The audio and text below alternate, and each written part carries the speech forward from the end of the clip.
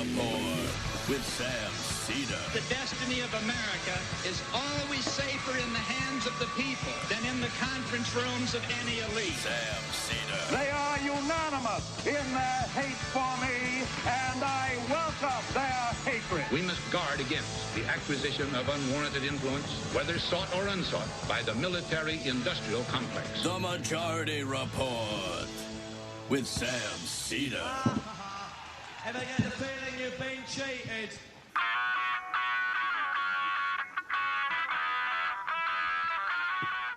It is Thursday, October 22nd, 2020. My name is Sam Seder. This is the five-time award-winning Majority Report.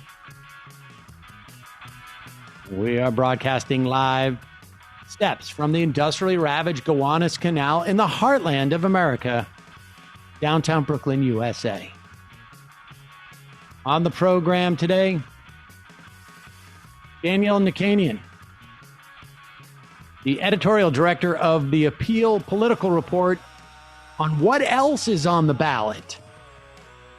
Meanwhile, Democrats boycott the Judiciary Committee vote to no avail, of course. Amy Coney Barrett's nomination now will head to the full Senate. And yes, ladies and gentlemen, it's debate night.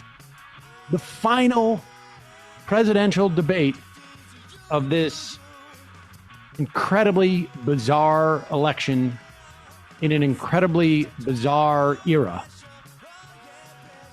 Who knows how it will be? Nashville, Tennessee, 9 p.m. Muted mics. We'll be doing full coverage here on the Majority Report with non-muted mics. We'll be talking all over these guys. Meanwhile, Trump is pissed. Giuliani is having to do it solo. Trump waves firing FBI director post-election. He's trying to keep Hunter Biden from being president, apparently. And with 1 million people having run out of unemployment insurance, Mitch McConnell is still blocking a real stimulus bill. Voting is ongoing in 5 states.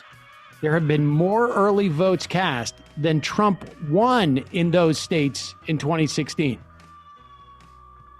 Meanwhile, Vice reports, however, there are 21,000 less polling places in this country than there were in 2016.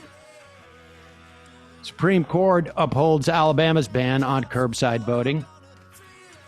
Federal court upholds North Carolina's mail-in ballot extension, however. And in a Florida polling site, armed guards claiming to be sent by the Trump campaign. New report out of Wisconsin. Foxconn is FraudCon. Company never built what they promised. Lastly, Washington Post editorial says what needs to be said. Let's not mince words, says the headline. The Trump administration kidnapped children. All this and more on today's Majority Report. Ladies and gentlemen, welcome to the show. Thank you so much for joining us. Appreciate your being with us. Tonight is the final debate of the 2020 presidential election season. We are only 12 days away now. I guess really less. How do we measure that? 12 or 11? I don't know. It's a week from Tuesday is the election. And of course, we've already noted in the headlines, there have been millions of votes cast at this point. And people will continue to vote. Today's guest has assembled an incredible list of ballot measures on the ballot across the country, as well as looking at specific races across the country that have a outsized impact on the functioning of ICE and Trump's immigration policies, and these are state level races that will have huge implications for issues like social justice. So very excited to talk to him and give you folks some resources so that you can know what you're doing and understand the implications of like how a lot of these policies, where the rubber meets the road, as it were, around the country. Yesterday on the program, we spoke to Brian Fallon of Demand Justice. And one of the things we discussed was the handling of the Democrats, and particularly Chuck Schumer's leadership, in regards to how to approach the Amy Coney Barrett nomination. We could spend days talking about why Amy Coney Barrett, as a jurist, is highly problematic for the country. It's going to wreak havoc on a woman's right to choose, going to wreak havoc on the right of gay folks to get married, going to wreak havoc on on the ability of our government to actually do the things that people expect out of our government, like keep the air clean, keep the water clean, keep the food safe, keep products safe,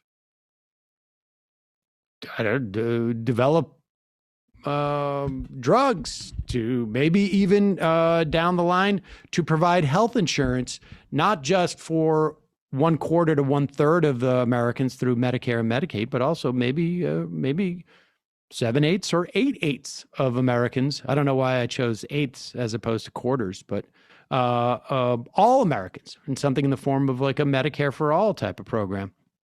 All of these things are in jeopardy because of Amy Coney Barrett's nomination. But the bottom line is the process itself was fundamentally undemocratic, and the Republicans broke the rules.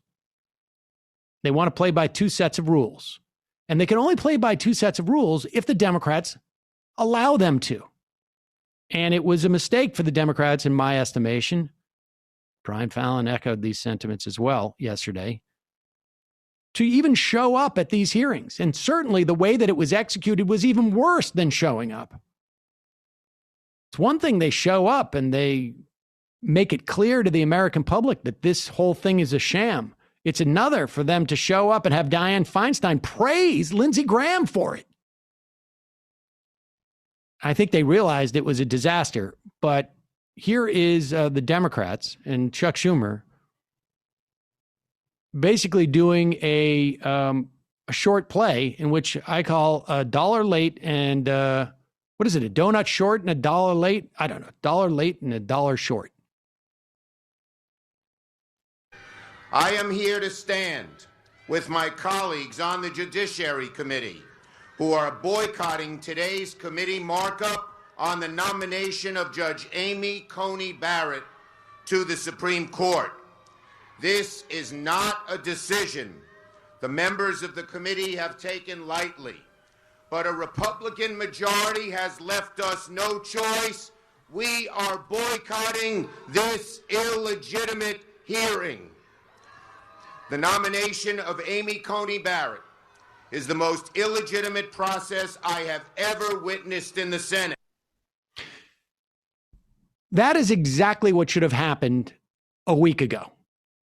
On the day they started this committee hearing, that is exactly where every member of that committee should be, right on those steps. Exactly, that is exactly the exact spot. And they should be saying the exact same thing. But how does anyone take that seriously now when they sat through the committee hearing and Dianne Feinstein praised Lindsey Graham, the chairman of the committee, the one who's orchestrating this entire farce? How do they do that with even a straight face? This was a huge missed opportunity. So imagine just for a moment that press conference we just saw happened a week ago, and every day of the coverage was referencing that press conference. Today is day one of the Amy Coney Barrett hearings.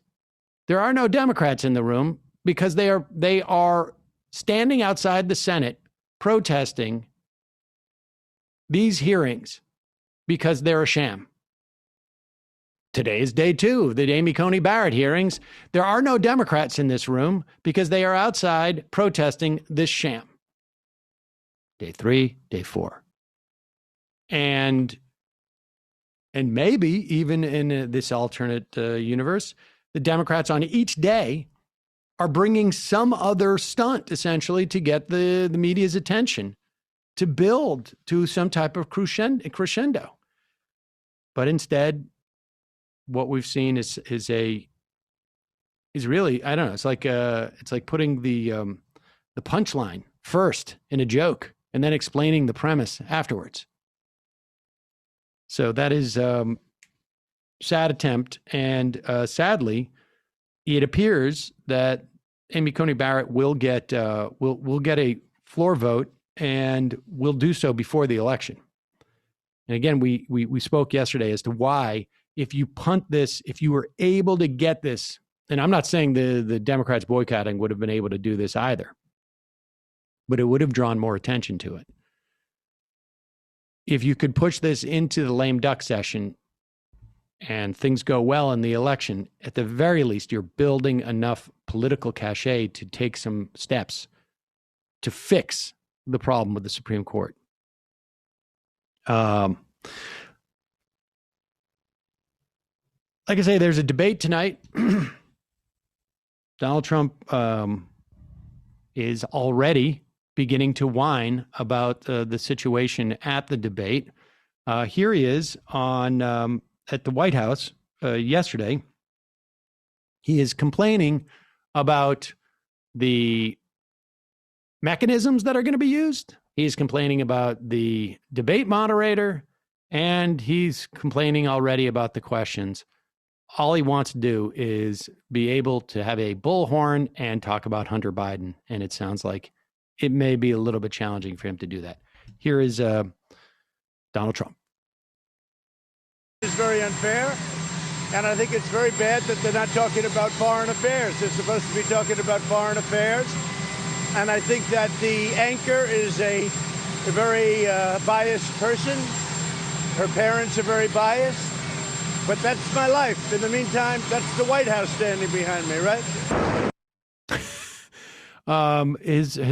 Apparently he is suggesting that Kristen Welker is biased because her parents have donated to the Democratic Party.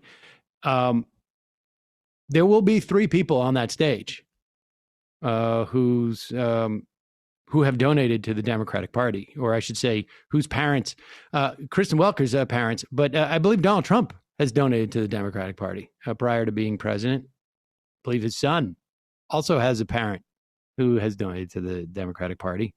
Joe Biden, I assume at one point, has donated to the Democratic Party. Of course, he's the Democratic nominee. And make no mistake about it, when Donald Trump says, I want to talk about foreign policy, what he wants to talk about is the trips that Rudy Giuliani has taken to Ukraine and other places, trying to drum up something apparently on Hunter Biden when he is not in a hotel room tucking in his shirt, is I think what Rudy Giuliani calls it. We'll have more on that as that develops. And we will be talking to Daniel Nichanian in just a moment. In the meantime, today's sponsor is BetterHelp Online Counseling. They're giving our audience 10% off their first month when they go to betterhelp.com/Majority Report. BetterHelp gives you access to your own fully licensed and accredited therapist via phone, chat, or video. A lot of therapists elsewhere have long wait lists. It can take weeks or months before they get a chance to see you. But when you sign up with BetterHelp, they match you with the therapist within 24 hours. And they do so based upon your specific needs. You will be communicating with that therapist within a day. Very stressful time. Obviously, you don't want to increase your stress when you're looking for therapy by going in person. I don't even know if there are any therapists who are doing that in most places in the country. And it's also very hard to just sort of develop a relationship with the therapist if you haven't already seen one. Well, BetterHelp makes it easier. Once they connect you with a therapist, if you don't think it's a good fit, you can switch to a new one at any time, and you can do so for any reason and for no additional charge whatsoever. They have thousands of licensed therapists. They are all over the country. They have therapists who have specialties that might be hard to find in any other way.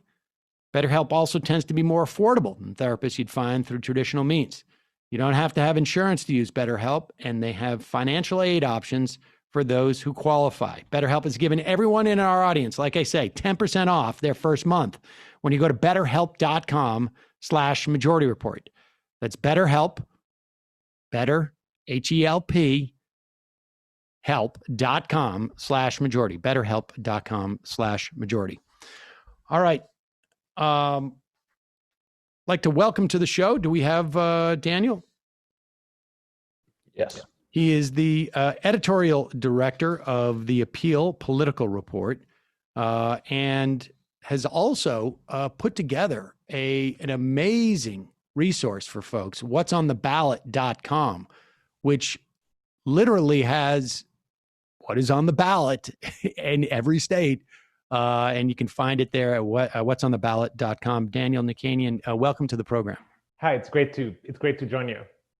So, all right, Daniel, first off, what an amazing resource you have assembled for folks. I can't tell you how much I appreciate the work you're doing. And also, I follow you on Twitter. And so I feel like I understand a lot of things that are happening on a sort of more localized level than I would. And the thing that I also think is really important, what you do is you break down issues that are national issues, but how they actually get implemented and on a local level, where to a large extent, that's the name of the game. And so we can debate these things about what ICE is doing, let's say, on a national level.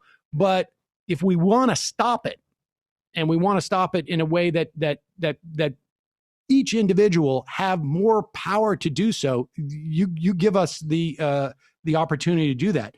You have a piece up at the Appeal on the Political Report about 12 elections that could curb ICE's powers.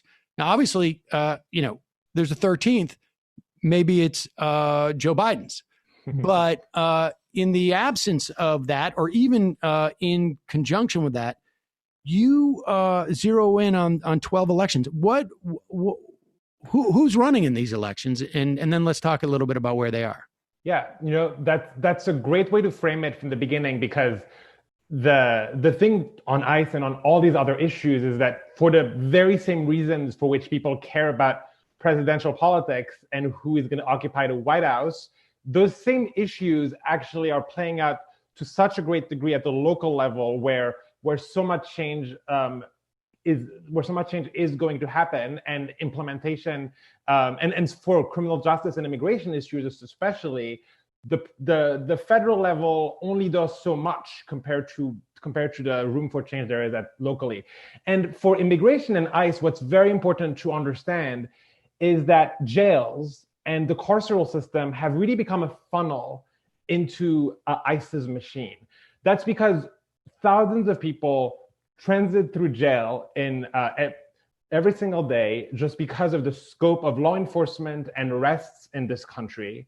And jails are used as a place, as a captive audience for law enforcement to look for possible people to put on ICE's radar, and for ICE to intervene, arrest people who are effectively already captive.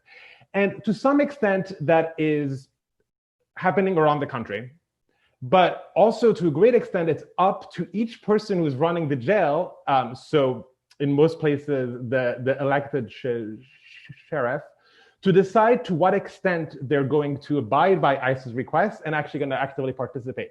And that's something that's not necessarily been on people's radar, A, because we look at Stephen Miller and what the White House is doing, right?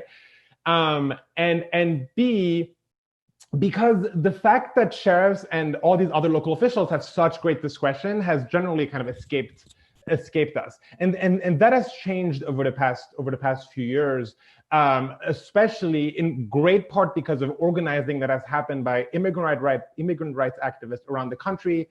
I think in North Carolina especially, there was such a focus on this issue in 2018 at the local level that it kind of changed the game by raising the salience of the discretion of sheriffs and kind of changing the game around the country.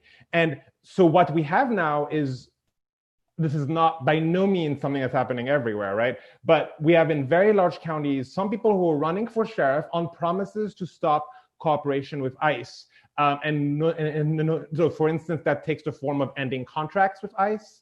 A lot of counties have contracts in exchange often for money that agree to hold people for ICE. And that also means very informal modes of cooperation, like asking people who they jail whether or not they were born in the United States and telling ICE, or agreeing to just hold people that ICE wants to hold longer, even if they've posted bail. So that's a very interesting movement we're seeing of people running, saying, no, I will no longer cooperate with ICE. I will not make my county part of this funnel into the jail system. What? Why? I have to say that, like, I've been really, I think, ignorant about the concept of county government. Right. I mean, to the extent that I've even thought about it, I know that I just remember there was a crew of sovereign citizens who went into Governor LePage up in Maine, saying that, the county is the real seat of power, and that's the only actual legitimate authority. And he had to have his lawyers say, like, no, that's not true, Governor. You can't. But why is it that ICE works in that way, as opposed to, say, like via the states or via municipalities? Why do they work with counties, the county apparatus? I mean, that it really ties into this. This is really where immigration and all these other issues really tie together, right? The fact that there's, again, such a staggering scope of incarceration, not just because when we think of incarceration, we really immediately think, I guess, of the prison population and how people who are convicted and go to prison. But beyond that, just the numbers and the swath of people who just transit through jail without even being convicted of a felony and ending up in prison. You're booked for jaywalking, you're booked for a traffic stop, even for a few hours. That can have such immigration consequences that it's such a large, and if you add to that the racist and unequal enforcement of even the low-level offenses that end up putting people in jail, and all of this jail-level system is operated at the county level, which is a whole other problem, because there are thousands of counties and almost no oversight into the jail system, very little laws that govern what's happening at the county level in the jails, or what sheriffs can do, and so that's really why county governments are so important when it comes to this. Obviously, ICE does a lot separately, that they can do raids in communities, and they can arrest people in other ways. But ICE only has so much capacity. ICE also has to, when it arrests someone, that person has to go somewhere, and that often goes to jails, and because that's already where the detention facilities are. So all of this is really intermingled and linked up, and it's very important to think of the big picture. And so by impacting the county structures, particularly these races that you've isolated, who have been the most cooperative with ICE. Right. So it's not like they don't have to be this cooperative. They have a huge amount of discretion. They have a sort of I guess an enterprise, if you will, that has a lot of synchronicity with ICE's agenda. I can only imagine like two companies coming together and going like, you make gloves and you make sleeves. Oh, we should be working together. It's that type of situation, and there is so what. Give us a sense of like what, I guess, where these counties are, and presumably they're counties where you have an existing sheriff, presumably, or infrastructure that is amenable to ICE and hostile to immigrants. And I would imagine you also have a large immigrant population there. Yeah. So there really are two sorts of things that are happening. One is in very blue, very in urban areas that are actually already very democratic, because this issue has been so invisible, there's long been sheriffs, again, in democratic areas that have cooperated with ICE beyond what they had to do. So in those spaces, it's really been an issue in recent years of raising the visibility of the issue in ways that are kind of intra-democratic. It's so this cycle in somewhere like Cincinnati in Ohio, which is not that democratic, or the county, but the primary was fought between an incumbent who was agreeing to hold people for ICE beyond their release date, and a challenger who promised to stop that practice, and the challenger beat the sheriff and now faces a Republican in November. So that's somewhere where there was already a Democratic sheriff who actually had attended a Trump rally in 2016. So we really get the sense that we're not paying attention to who these sheriffs are. And once you do, in some spaces, that's really enough to already change the game. Or Athens, Georgia, this year is another place like that, where very Democratic county, there's no political reason for a sheriff to be cooperating with, but that's where we were. Minneapolis in 2018 was the same category. Then their second category is suburban, very large counties that are very suburban, that have really swung to the Democratic Party, that are in part because of the demographic changes, in part because people do not like President Trump.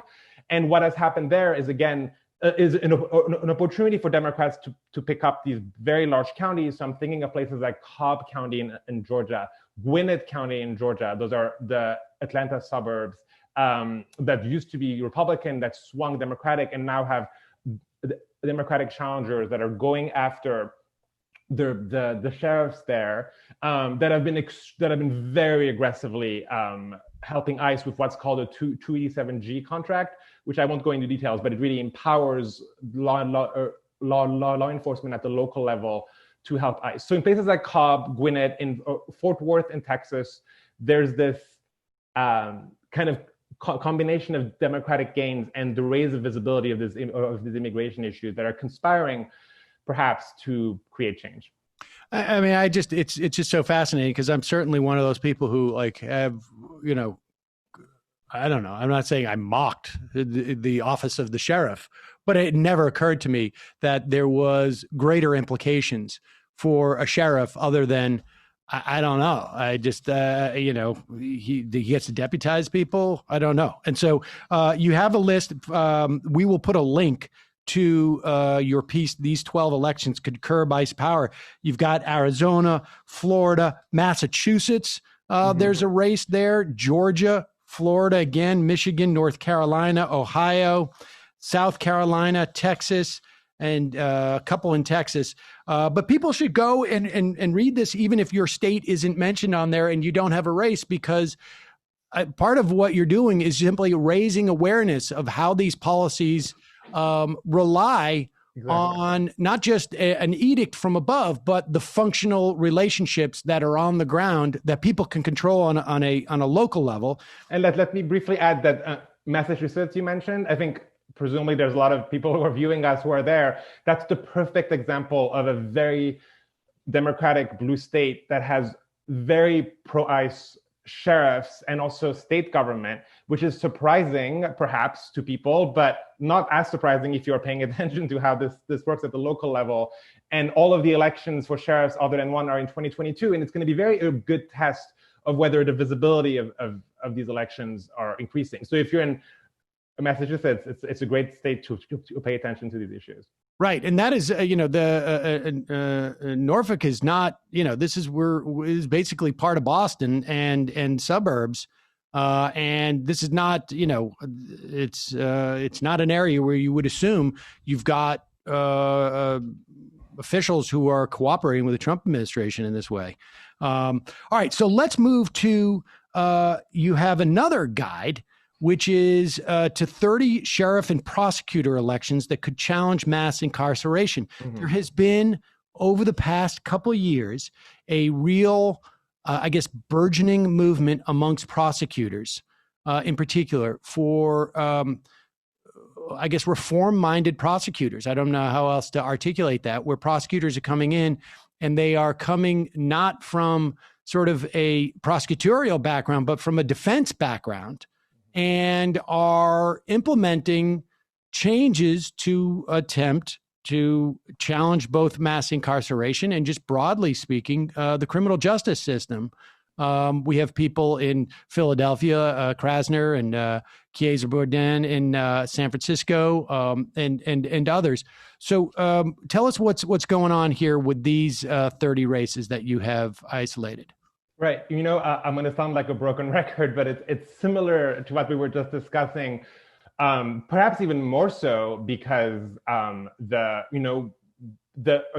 the First Step Act, which was the federal criminal justice reform, almost gets more ink than what's happening at the county level, but so much of the incarceration rate of what we ruggedly denounce as mass incarceration is fueled by county level governments again, and by the choices made by prosecutors, and the unequal choices often made by prosecutors.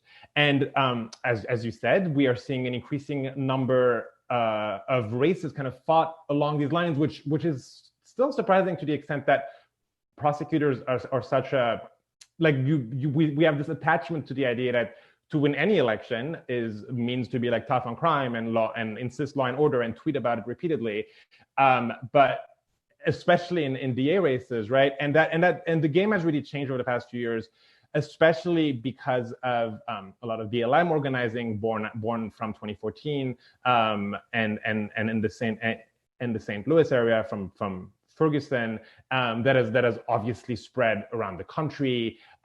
This summer has really again raised the visibility of all these issues in a way that was already playing out throughout the years. So places like LA, places like Phoenix, places like Orlando, Austin could really join the sort of places you were mentioning that have elected people either with a background that is very unconventional for prosecutors, the background really as a civil rights attorney, an immigrant rights attorney, a public defender, or at least people who are really centering their campaigns on saying mass incarceration is something that has to be confronted with big, bold policies that really draw clear lines and commit to cutting the incarceration rate.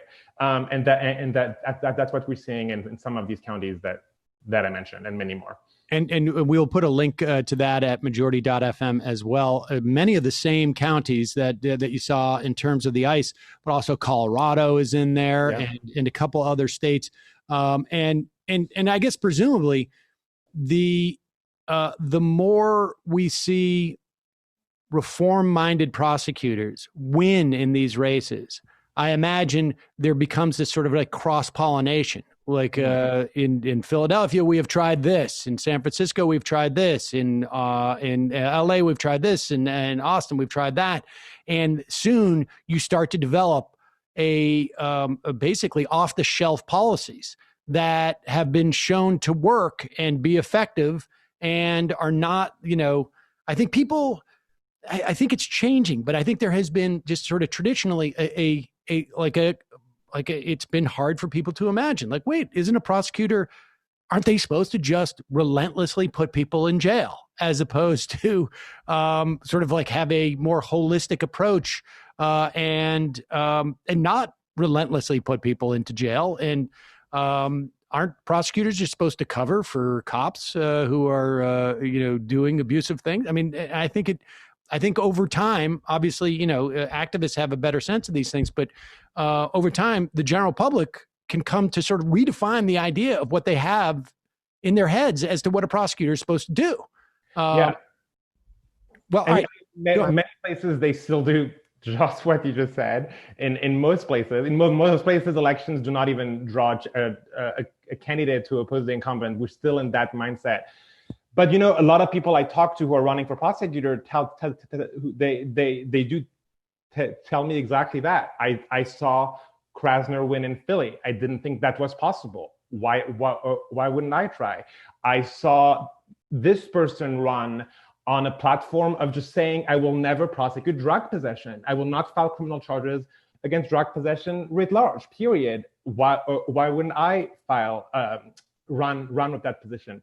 It also allows me as a reporter who interviews these people to push their assumptions, right? Because even people who run expect that they can say certain things. And then you're like, well, this DA in Boston has said she will not prosecute drug possession, to that example again. Why aren't you, please explain why you still want to do it. Please defend it. And that really has changed the conversation.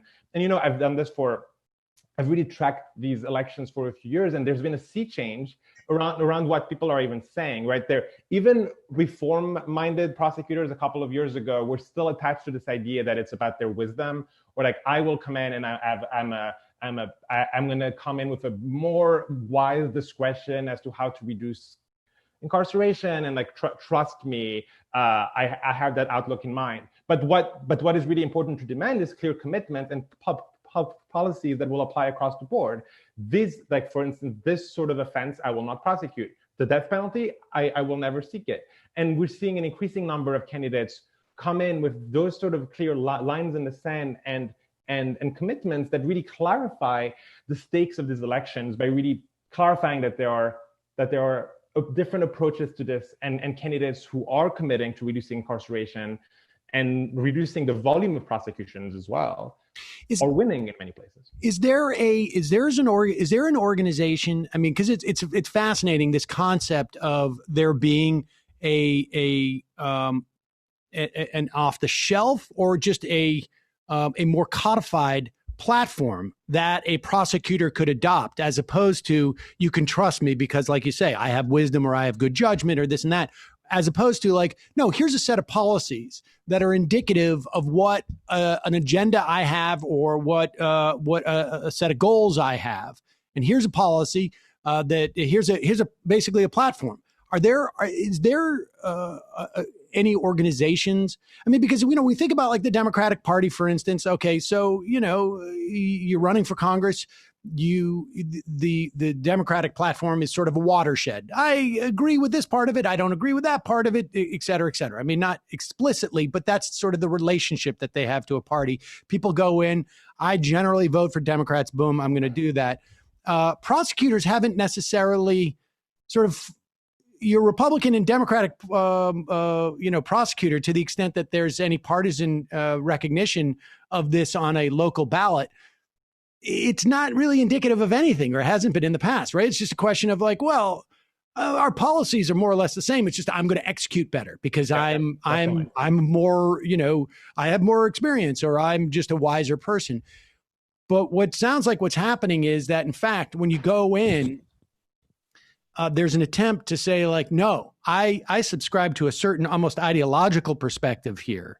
That, or maybe it's even maybe a functional one, but an existing platform that I'm going to adopt. Is there any type of organizations out there that are sort of like developing this as almost a subset of the Democratic Party? I mean, most of the people you're talking about are Democrats who are running. I don't think there's a lot of reformers on the Republican side, but clearly I don't know that there's like a Democratic institution that is saying, if you're running for prosecutor, you got to be running in relation to this set of criminal justice reform ideas.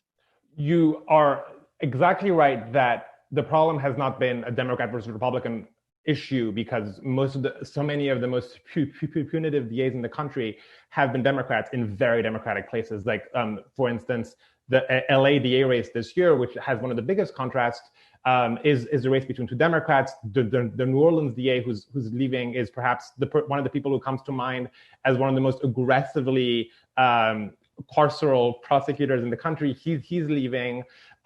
So the partisanship has not been the proxy, and that's there's a fiction that prosecutors like to use, that they're only there to apply the law or call balls and strikes. It's kind of similar to how judges speak. That fiction is really exposed as a fraud when you look at what they're doing at the state level. The DA associations at the state level are often one of the biggest obstacles to any criminal justice reform that is proposed at the state level. They have organizational clout. They hire law advocates and lobbyists on their behalf as an association to go into the state capitals and argue against and argue against criminal justice reform. So there already has been a politics and ideology of prosecutors that has been very conventionally tough on crime.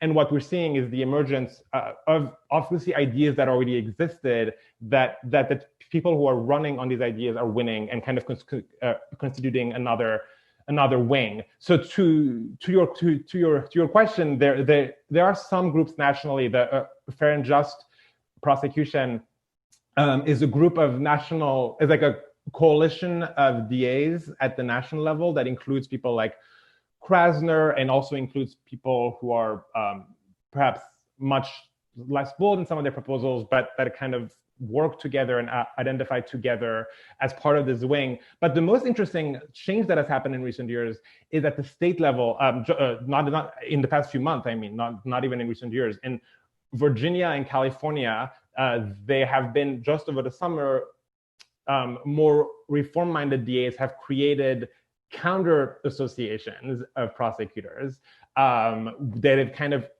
banded together. Virginia really is the biggest. I think 12 of roughly 100 have joined, because 2018 in Virginia, 2019 saw a big wave of reform DAs in Virginia, and they've now banded together to promote criminal justice reform at the state level, and also discuss what they're doing internally, as opposed to the conventional group of DAs that is doing the inverse.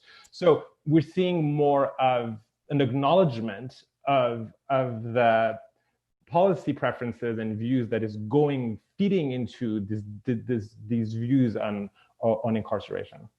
It's a fascinating development, and it's encouraging because, dollar for dollar, people get involved in these races. They're going to have a much more impact than they would if they're getting involved in maybe even a congressional race, or they're not only going to have more impact because it's more localized, the race itself. They're going to have more impact because this is where the rubber meets the road, and this is the last stop. There's a lot of discretion here. You don't need to convince 200 other of your colleagues to vote in one way and then hope that it gets executed down the road. This is it. This is where huge discretion. Okay, so and then in your spare time, it sounds like you have put together a incredibly comprehensive list of the local, or I should say the ballot referendums and questions in, as far as I can tell, all 50 states. And it is, folks can go and check it out on theballot.com.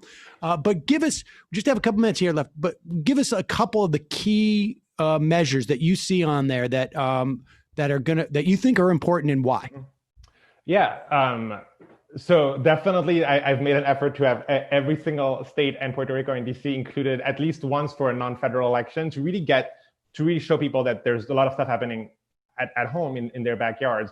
Some obviously much more than others. And ballot initiatives, unfortunately, this year there are fewer opportunities than usual to change things directly because COVID, the pandemic, stopped ballot initiatives in many places from being able to collect signatures.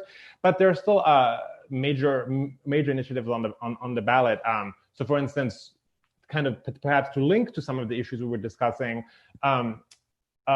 Oregon comes to mind immediately for its ballot initiative to that would make Oregon the first state to decriminalize drug possession, which would be a kind of a new step against the war on drugs. Still not kind of a final step to the extent that there would be some law enforcement happening, but a very important step to create a different approach, a different model. And as you were saying with DAs, like this is the sort of thing that can snowball. It can have an avalanche effect that people can then look to and be like, oh my God, if Oregon is doing this, let's look at what's happening. Let's import it. California, of course, has a lot of important ballot initiatives. Like every time, one that is important to the work I do is the ballot initiative that would enfranchise anyone who is not incarcerated in California.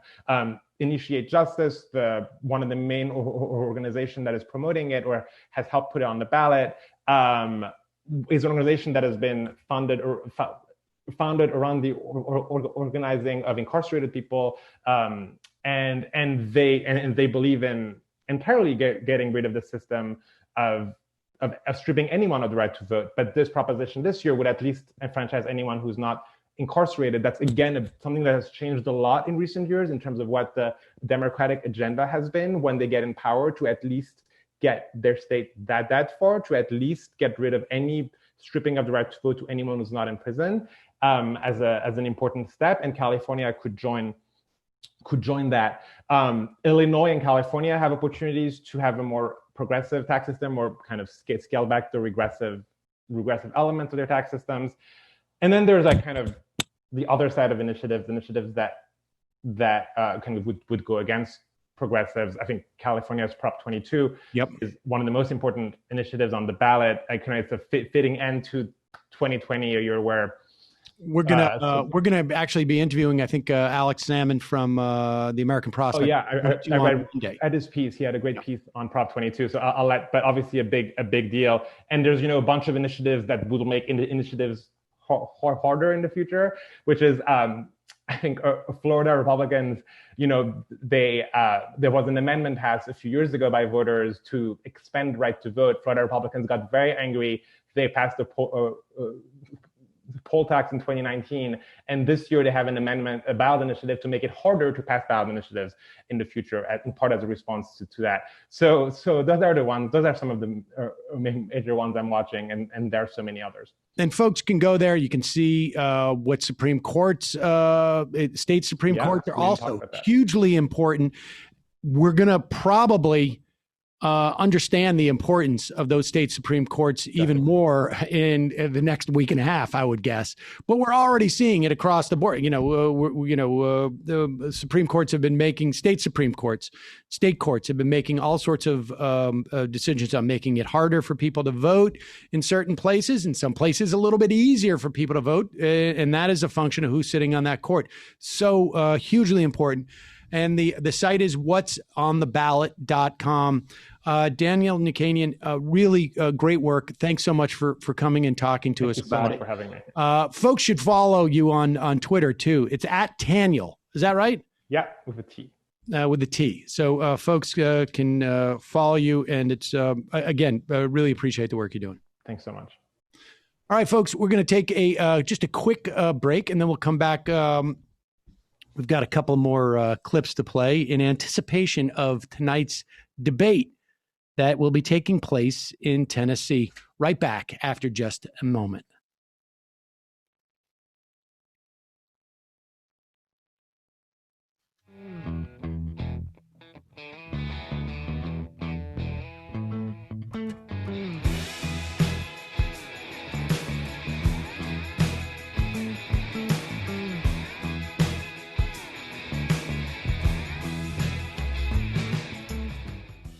We're back.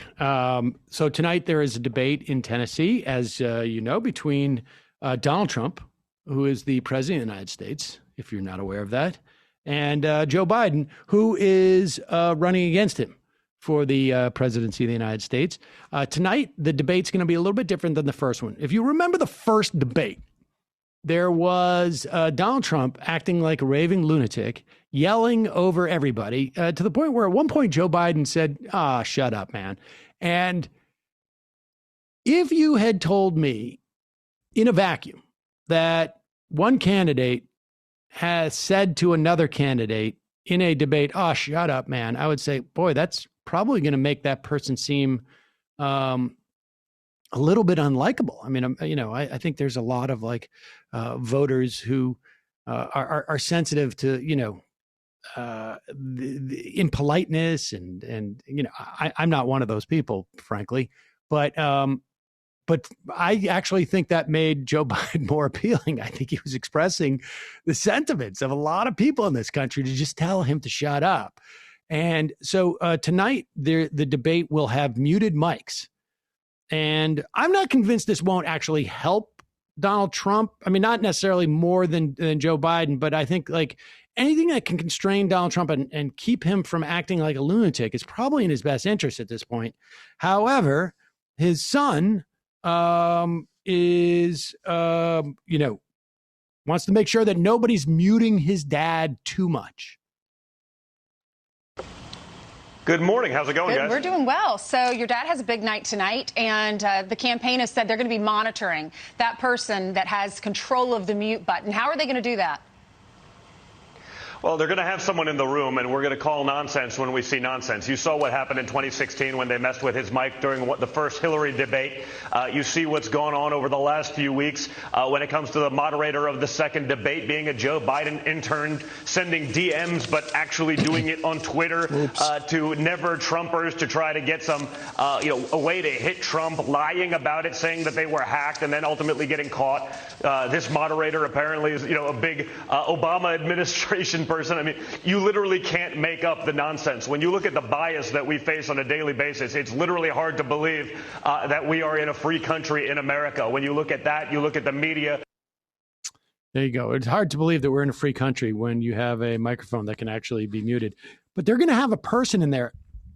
I mean, on some level, I actually would like to see a sort of an inserted screen of what's going on in the mute room, because I think that could be actually even more entertaining than the actual debate. I mean, what's really sad about this, though, is the concept that we're going to learn anything about the position. I mean, is there any, I don't recall ever, and we used to bemoan this, ever a time where the content of the debate seems less consequential than tonight.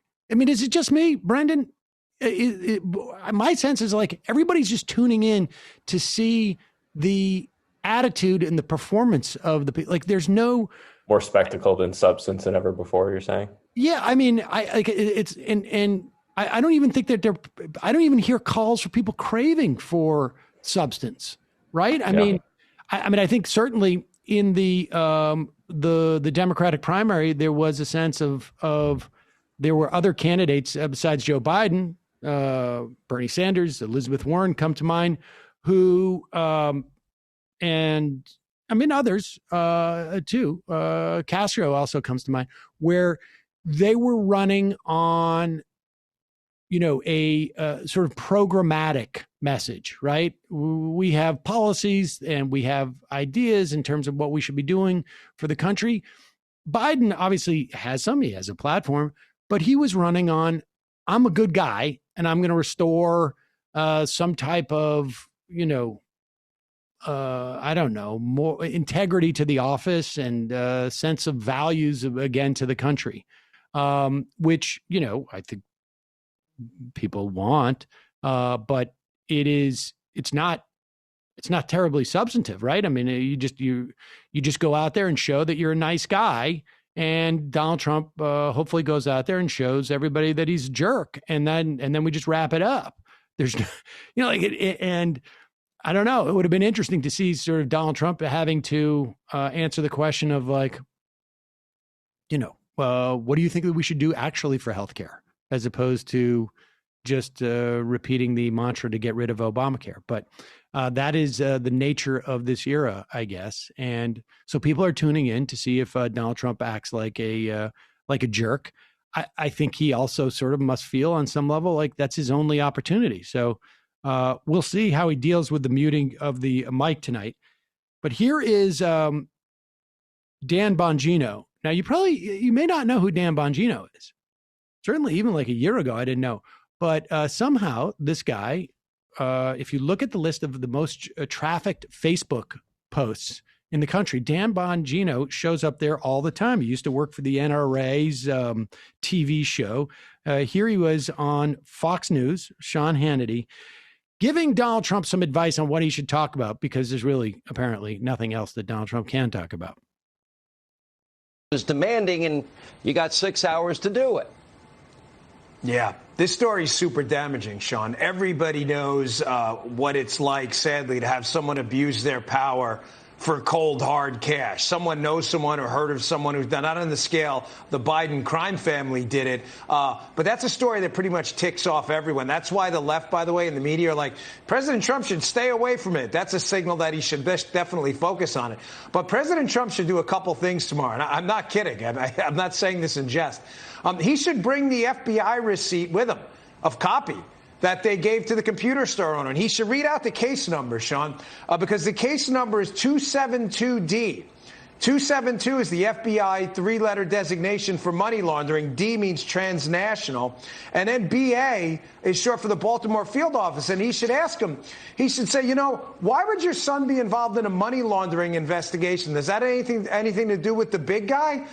Does that have anything to do with allegations that money, potentially billions of dollars, was shuttled through Cyprus and Latvia and Privat Bank that may have wound up somewhere near someone in your family? He should also bring the signed receipt for Hunter Biden, who turned over the computer to the store and signed his name to it. And he should say, whose signature is this, Joe? You want to go on the record? Again, I'm not kidding. If they're going to mute his mic, at least President Trump has props. All right. Thank you both. Good advice from both of you. Up next, Rapper 50. Now, it's unclear exactly what they think this is going to prove. I mean, the email they keep citing between Hunter Biden and Joe Biden, and there's been multiple news organizations that have tried to establish its legitimacy. The only thing that has come out was, I guess, in the Post, like a PDF of the email. And I know that NBC, I know that the Washington Post, they have all tried to go to Rudy Giuliani, who somehow has this stuff, and ask to test its validity. Joe Biden has said he never met with the guy that was referenced in this email. But let's be clear. The email was written 6 months after Joe Biden's out of office. He's out of office, so it's unclear what is going on here. Like, what is the crime that's been committed, other than Hunter Biden using his dad's name to open doors for himself, which is no doubt nepotism and problematic. But it's unclear, like, what's this got to do with Joe Biden? I suspect Donald Trump will try and talk about it. I think that's when he says we need foreign policy. That's what he's talking about. It just seems that Donald Trump might be a tough person to make the argument that children should not be trafficking off of their parents' name to enrich themselves. Anyways, we will be covering the debate tonight. And of course, we will be back tomorrow. For those of you who are headed off from our first hour, see you then. And for those of you who are sticking around for more of the show, it's time for me to remind you that your support makes the show possible. You can become a member at jointhemajorityreport.com. When you do, you support the free show and you get extra content every single day. Also, don't forget to sign up for the AM Quickie. You can do so via our app at majorityapp.com, or you can go to amquickie.com, or you can find it like on Stitcher or iTunes or whatnot. 7 minutes every morning. First thing in the morning, headline news from a left perspective. Yeah. And don't forget justcoffee.coop, fair trade coffee, tea, or chocolate. Use the coupon code majority, get 10% off.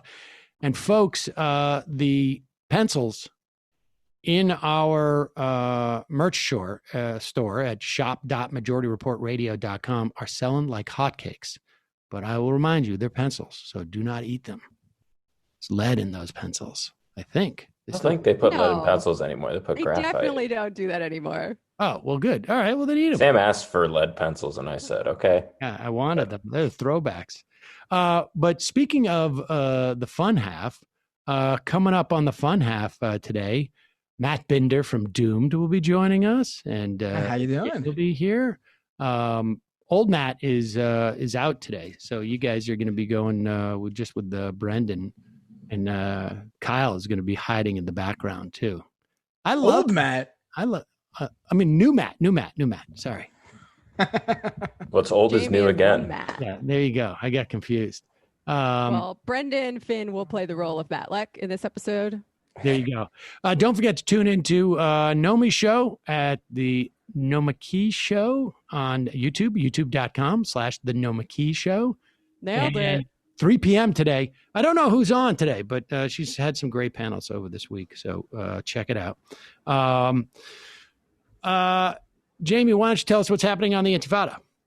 Oh, well, this week on the Intifada, we are joined by our friend, Pavlos Rufos, who's a political economist and author. He's been on before to talk about the Greek debt crisis. So we just got a little update from him on how austerity is going for Greece. Spoiler alert, not very well.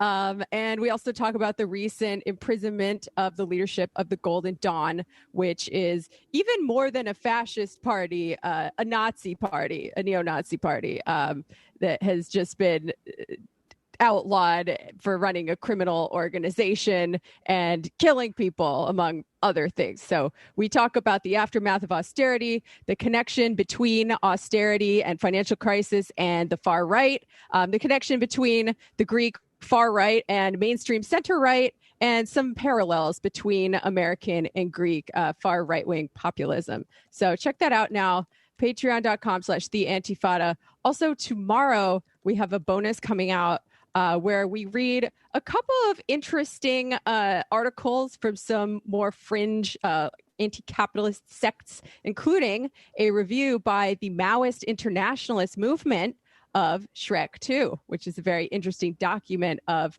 both this Maoist sect and the time at which it was written, being the early 2000s Bush years. You know, I've just gotten a correction about the mics. The mics are only going to be muted during the 2-minute opening remarks for each of the 6 segments. The rest of the time it's on.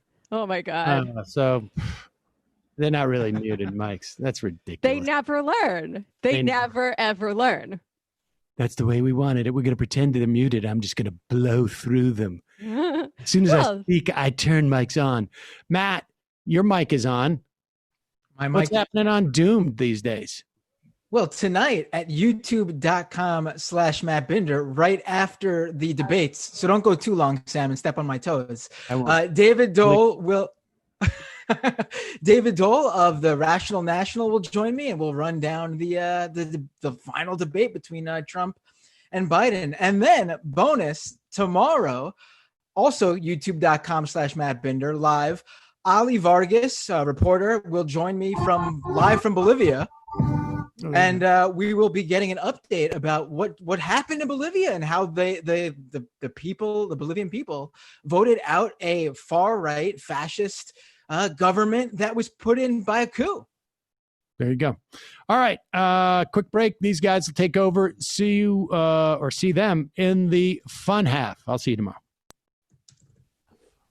In for it. All right, folks. 646-257-3920. See you in the fun half. Are you ready?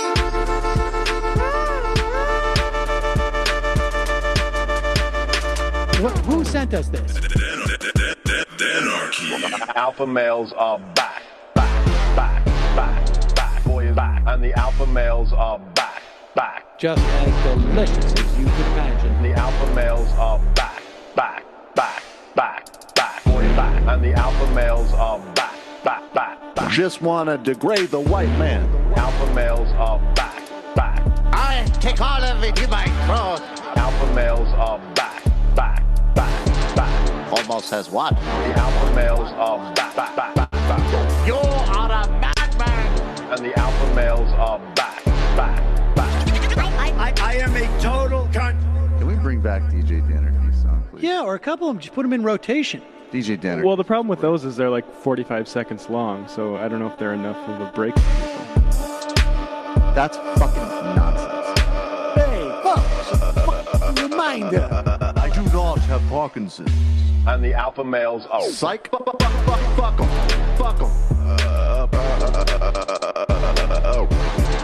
Almost says what? Almost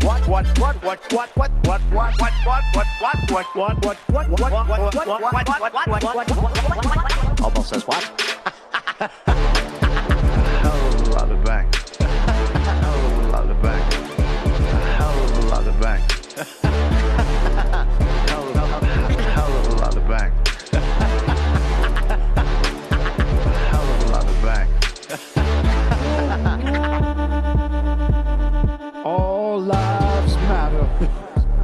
Have you tried doing an impression on a college campus? I think that there's no reason why reasonable people across the divide can't all agree with this. Psych. And the alpha males are back. And the Africans are black. African. And the alpha males are back. And the Africans are black. You see Donald Trump out there, doesn't a little part of you think that America deserves to be taken over by jihadists? Keeping it 100. Can't knock the hustle. Come on! Fuck 'em. Fuck things I do for the bigger game plan. By the way, it's my birthday! Happy birthday to me, Jew boy! I have a thought experiment for you. And the alpha males are back. Africans are black. Alpha males are back. Africans are black. Come on! Come on! Someone needs to pay the price for blasphemy around here. I am a total Pussy.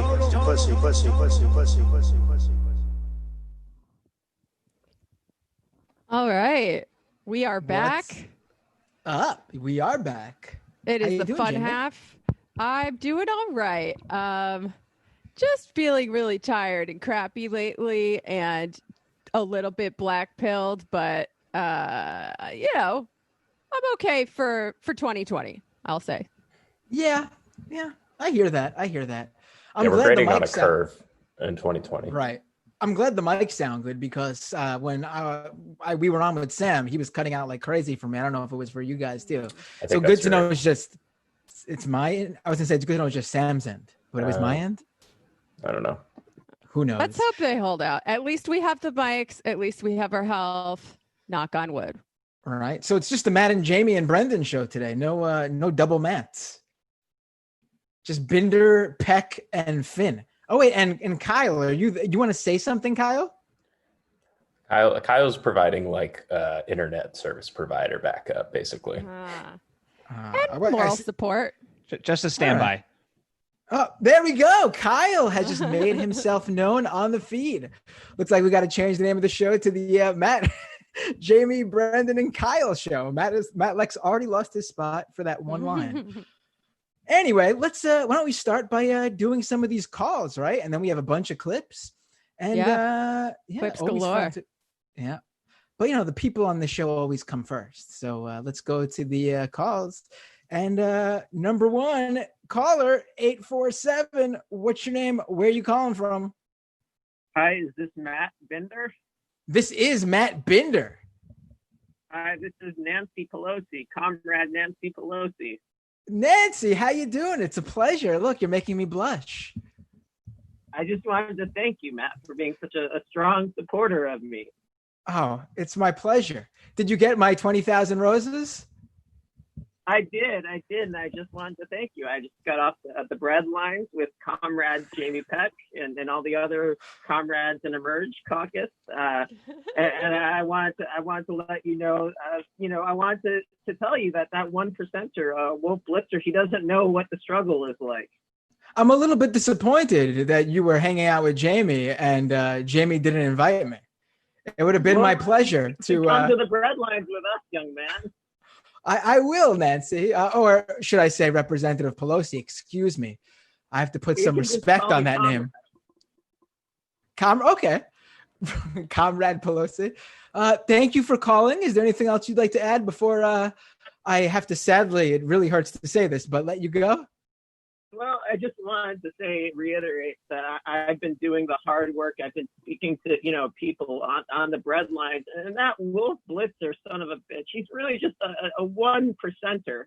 He's a capitalist pig, and he doesn't know what he's talking about because he doesn't understand the struggle like I do, the struggle of everyday working people that I think you, me, Comrade Peck, and every other DSA person understand.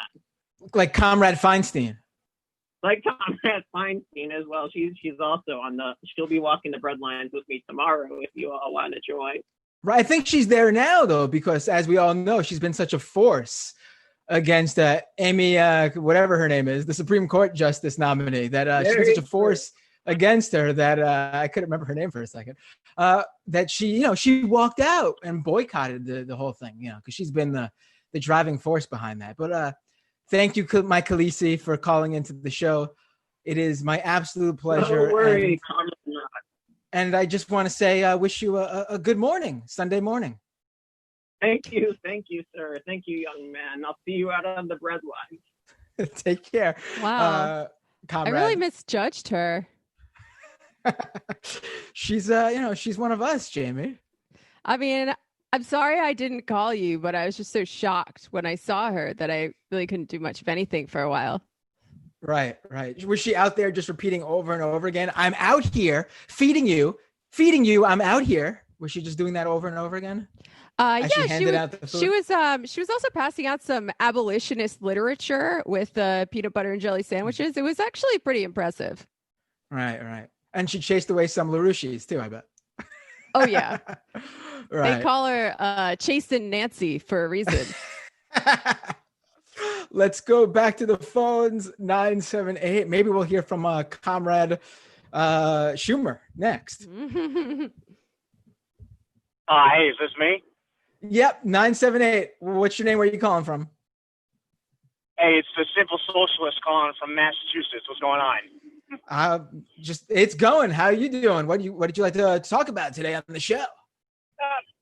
Pretty good. Pretty good. I just wanted to call in a couple days ago. Sam had a guest talking about, history, and that's kind of one of my bailiwicks. So I wanted to call in and kind of clarify something I kind of observed about the conversation. Like the way that he talked about revisionist history, I found very interesting because I think that the way that we view history in a modern context is like sort of like an immutable kind of like things happen and we know that they happen. And it's like they never really change, and it's kind of a common accepted view that it's like, yeah, history is just history and it's like written in stone. But I think a lot of people don't realize that our interpretations of history are actually colored by how they were recorded and how people interpreted the events at the time. And it's actually quite interesting how when we go back and look at historical events, we find that a common like accepted interpretations of them are like completely incorrect. And this has been proven time and time again. It's very important, especially, if you're a socialist and you like historical dialectism. Right. So what you're saying to me is that George W. Bush isn't an ally of the resistance. Absolutely, 100%. And I think people knew that at the time, I think that's a perfect example of what you're saying, though. Like, not exactly, actually, but in some ways, because in that case, it actually is recorded pretty well recorded, the history of George W. Bush. But for some reason, our current situation it gives us, tinted glasses on the situations. Maybe it's not an exact analogy, but I think it's partially there. And also just the way that history is taught is bloated with ideology, right? Like we talk about this a lot on the Intifada and on Sean's little side project, History as a Weapon, which is all about history. Like bourgeois history has this great man theory, right? Where we're just looking for these heroes to come along, and that's what creates change in society. Whereas if you were learning history from, I don't know, a leftist perspective, you would find out that actually these things are the results of social forces and grassroots movements from below, not the results of benevolent rulers bestowing things upon the people to be nice. No, exactly. Yeah. And I think it's even fantastically said, honestly. But I think it's also pretty interesting how the specific sources from which we draw history color our interpretations of it. For example, like most of the stuff that we know about like the Roman Civil War and Caesar himself was written by Caesar. So it's sort of like we have this kind of so a lot of people have a very positive view of him, but it's like you would if you were just going off the autobiography of the guy who you have a positive view of, and you look back, like for example, in the Middle Ages, a lot of people think about Vikings and they think about like Norse raiders as like these grand heroic adventures and stuff. But the way that they recorded history was through song. So like that kind of colors how we view what it was. Because you're not going to write a song about like boring tax or like trade or something. You're going to write a song about a cool battle. You know? Right. You look back and even now, and like not just from the sources, but also our current. There are current political lenses through which we view things, like how we view, especially in the modern context, like how we view the outcomes of the world wars is very much influenced by A, the victors, but also B, how we the world order at the end of it wanted things to be viewed, you know? Right. No, it's a great point, really. I mean, imagine all the stories that were interesting, not like tax policy or whatever that you brought up, but like imagine all the stories that were interesting and all the major figures who, hundreds and hundreds and hundreds of years ago weren't even covered because of, just wouldn't have fit the narrative that those in power wanted to put forth. Mm-hmm. Yeah, I exactly. Read about... And, the reason I bring this up. Okay, good. No, I was just saying something dumb about how I want to read about all the nights that the Vikings stayed home in their pajamas eating venison jerky or whatever. I think that would be quite interesting. Well, I think someone actually, like along that path, I think someone actually brought up, maybe this is like apocryphal, but I remember someone put forward a theory that the Vikings were less vulnerable to disease because they drank a lot of honey, and that's like a high antioxidant. So it's like little stuff like that that's dumb that no one really ever like thinks of, you know. Right. I think that was in Guns, Germans, and Steel. I'm not sure, but I just wanted to say at the end that the reason I bring this up is because I think it's very important to view history influences the way that we politically interact today, and and how groups interact.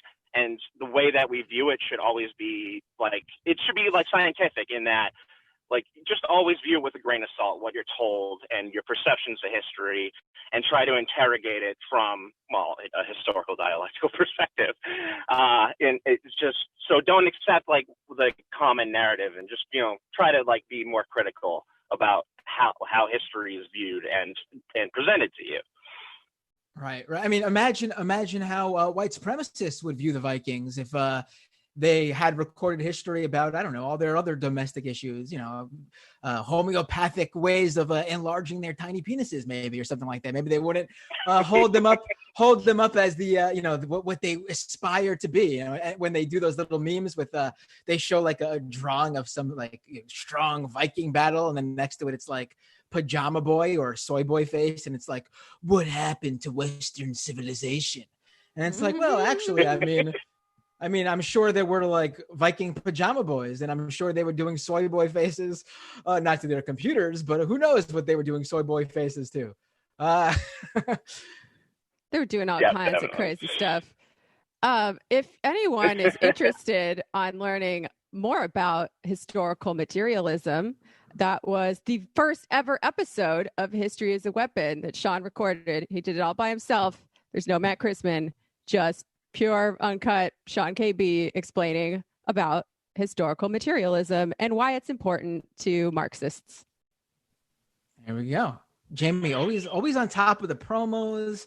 She always knows how to, she's a master at this. I'm really not, but every once in a while, someone tees it up for me real nice.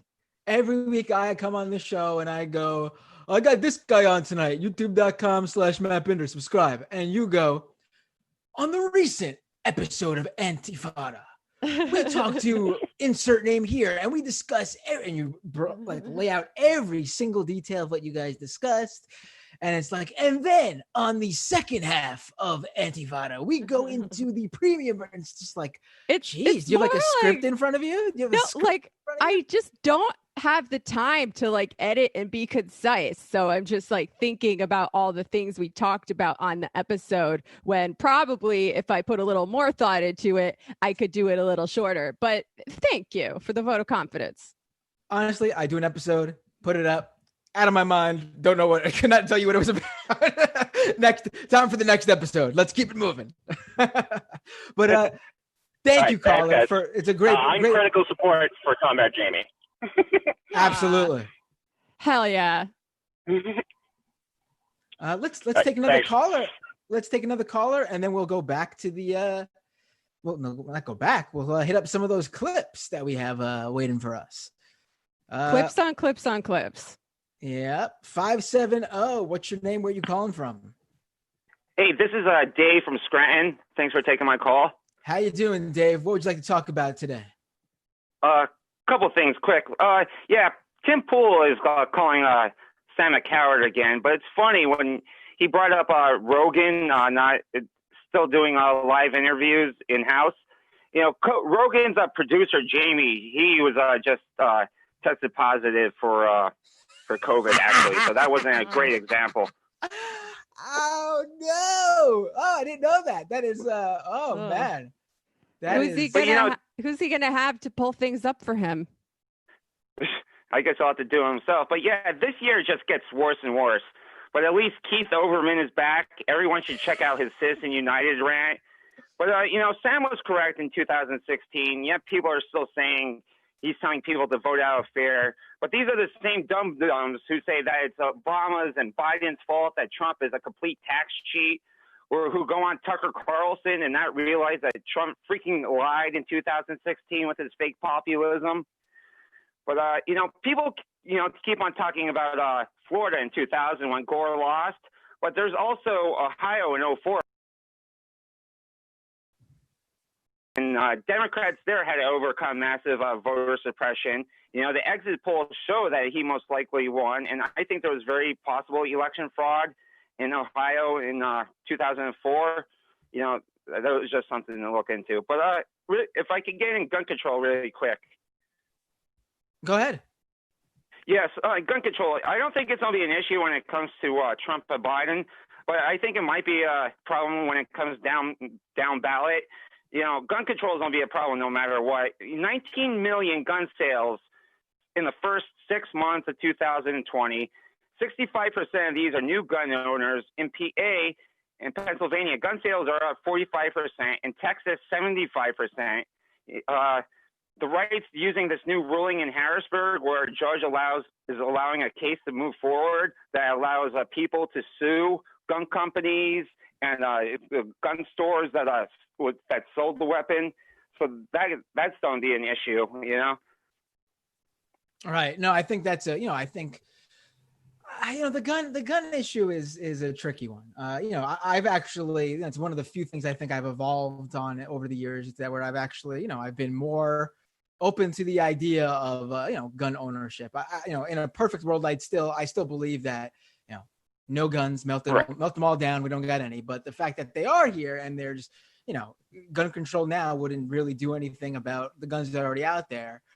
My opinions on it have definitely changed, and recent events of this year too, where far right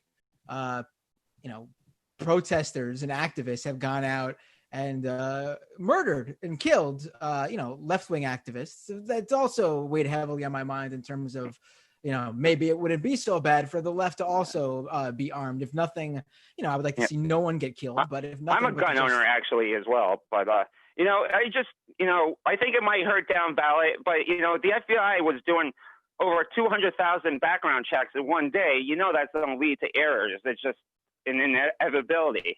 Right. Yeah. Right. No, and any law that enforces or restricts gun ownership on the side of the people buying them, these laws are always going to come down disproportionately on poor people and non-white people. Right. All right. Thanks. The right will, if these, the Second Amendment folks will always be able to find guns. We make them harder for them to get, and they have their resources and their ways. You don't think there's enough Second Amendment folks working and running gun shops where they'll slip one to their buddy? I think it's not so simple. But yeah, thanks for the call, and you brought up a number of great points on a variety of topics. Actually, that's a great call. Take care. Have a good day. Yeah, with the gun thing, I say hope for the best, plan for the worst. Yeah. Man, but that Tim Pool thing, and I still have to figure out, because I'm currently people who listen to Doom. I don't know if I mentioned on this show, getting ready to move in the next week actually. So moving a family with 2 kids, it's a bit rough. So I have to get back to Tim Pool's people and try to put together something for after the move. Because I'll go down there to DC. They invited me to. You're gonna go there? Yeah, they invited me. Yeah, I'll do it. Wear a mask at least. Oh no, I if they give me COVID, I mean, there's one thing to. I also have to weigh the benefits. For Sam and his almost 1 million subscribers. The benefits going on Tim Pool's show. He's got. What is he going to get? Another couple 100 people watching him. The satisfaction of owning Tim Pool. That's what Sam's going to get. Yeah, but for me, it's the only currency for Sam. For me, I'm weighing the fact that I'm sure Tim was going to have me on for one of 2 reasons. One is because I actually have a decent Twitter following and I'm verified on there, which I'm sure he would love to have a verified Twitter user on there because, the right, especially people like Tim Pool, are obsessed with the verification people. They really are. So I'm sure they'll promote me as a blue check on Twitter as my identity. I'm sure that'll be my whole thing. But also, I think, I saw Tim Pool tweet about how Sam gave him his first media, was the first media outlet to have him on during Occupy. And that was his first experience. I'm the one who reached out to Tim Pool for that. So I feel complicit. Wow. And Sam should too in the whole Tim Pool thing. I did not know that. Yeah, Tim Pool was a nobody. And then Sam Seder and I decided, man, this guy's doing some good Occupy coverage. He's one of the few people down there live streaming all the time. Let's have him on the show. Little did we know. Correction. Tim Pool has a blue check. Oh, well, he's one of the good blue checks. There you go. That's probably what they'll say, Kyle. He's fighting from the inside. Yeah. Yes. Thank you. Just like everyone on Epstein's flight log is the enemy, except for Trump, who is doing it with little kids as an undercover authority figure trying to shine a light on Epstein. That's what they believe, by the way. Trump, when you confront those people, the QAnon folks and the other child trafficker, number one, except for the actual issues of child trafficking, those people, they will always say, look who's on Epstein's list. Also, they'll cite a fake list that is not real, that was put together by trolls to pretty much put every Hollywood celebrity on there. That's why they think that Tom Hanks is a pedophile, because he's on the fake list. But they'll always say that Trump, the excuse for Trump is that, he was working undercover to shine a light on Epstein. Mm-hmm. And while it's very likely he did stuff with underage children, he had to, because otherwise it would have blown his cover. Mm-hmm. And it was for the greater good. I just can never get over that. And Alex Jones only smokes weed once a year just to see how bad it is. Right. Yeah. Right. And I only buy Super Male Vitality just to shine a light on. I actually really wanted to try that for an episode of a YouTube video, just to see what this is me on Super Male Vitality. I'm assuming it gives me the Alex Jones voice, and I'll have the body of Alex Jones in a matter of weeks, because that's Super Male right there. But I mean, you've got the energy. I will say that. I don't really want to know what you would be like on Super Male Vitality. Right, it would be dangerous. I think I just might pass out from I might have a heart attack or something. Just the second I take it. Skip the energy drinks that day in case your heart explodes. It's good that you already had kids as well for that. Right. Before experimenting on this, they'll be able to carry on my message. I could leave them behind my YouTube channel with 5,500 subscribers. Yeah, and we don't know what it's going to do to your fertility, so. That's what I'm saying. That too, yes. I always think the monetary angle, I guess. That's where I go. But yeah, folks, there's 4,500 people watching right now on the YouTube channel, and I'm sure tons more watching on the audio streams and more listening to the podcast. If everyone subscribed to youtube.com/MattBinder, it is completely free to click that subscribe button. maybe I can leave my children a larger YouTube channel behind. And also maybe I could say to Tim Pool that I won't getting coronavirus won't be a net benefit in adding YouTube subscribers. But anyway, let's go to a clip. Which clip should we get to? Do you want to do this Kanye one? Because I saw this and it is fantastic. So folks, if you don't know, Kanye West is actually on the ballot in a number of states because he's officially running for president. He actually didn't completely give up his campaign back when he realized he couldn't get on the number of states you need to win their ballots. And also the fact that it's been unveiled that his campaign is basically being run by Trump supporters who the idea there is that Kanye voters would normally be Democratic voters, which actually polls have shown is not the case. I guess they haven't really done the research and the work to figure that out. You know, after it's been like 4 years of Kanye wearing Make America Great Again hats and talking about how much he loves Trump, why they would think that he would be a Kanye run would take away votes from the Democrats and not people who like Trump. I don't I wonder. Get that at all. I'm trying to think what the factor there would be. Jamie, do you have any idea? I'm pulling up empty here. I can't think of anything. I don't know. He wears a lot of hats. Do Democrats like people who wear hats? Well, that's maybe the case. And who knows? Yeah. He likes he raps and puts out decent music. He has put out decent music. Past Kanye. I don't know about current Kanye.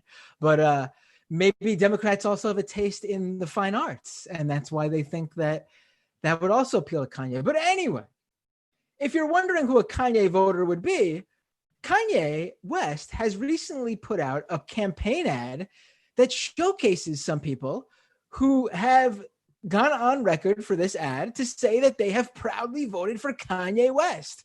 Let's take a look. I'm really interested to see who votes for Kanye.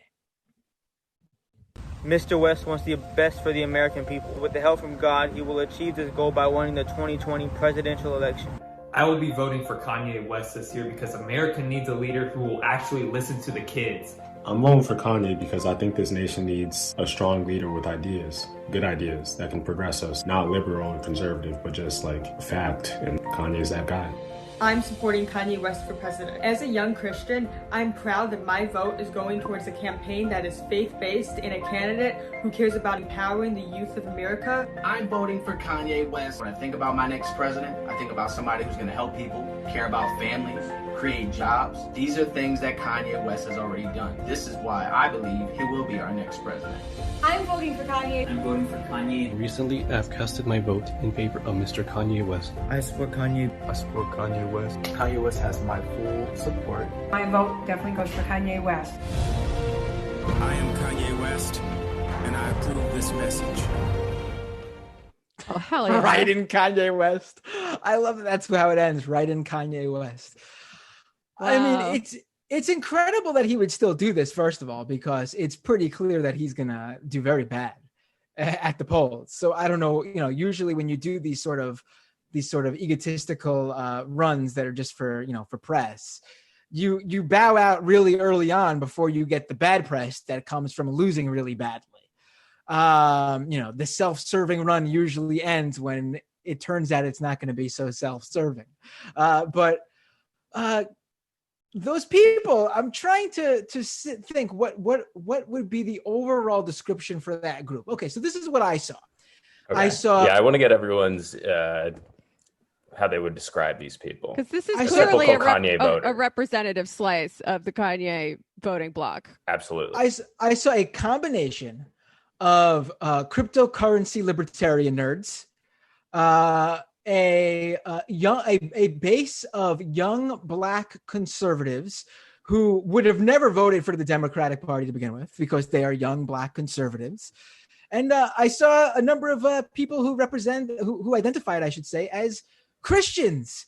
Numero uno identification for them self-identification for them, Christians, which again, not really usually the Democratic Party base. Yes, there are people who identify as Christians who vote Democrats, a lot of them, but that's not usually like the one and only and main identifier that they use.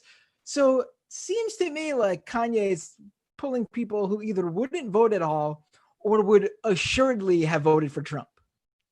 Yeah, I don't know how many Democrats are going to get peeled off by this. I think it was Terrence from Trillbillies maybe who said that if he had to bet on one crazy thing that's going to happen this election cycle, Kanye is going to peel off a substantial number of young evangelical Christians because as a demographic, they're crazy people and they love celebrities and he's all about God. So you never know.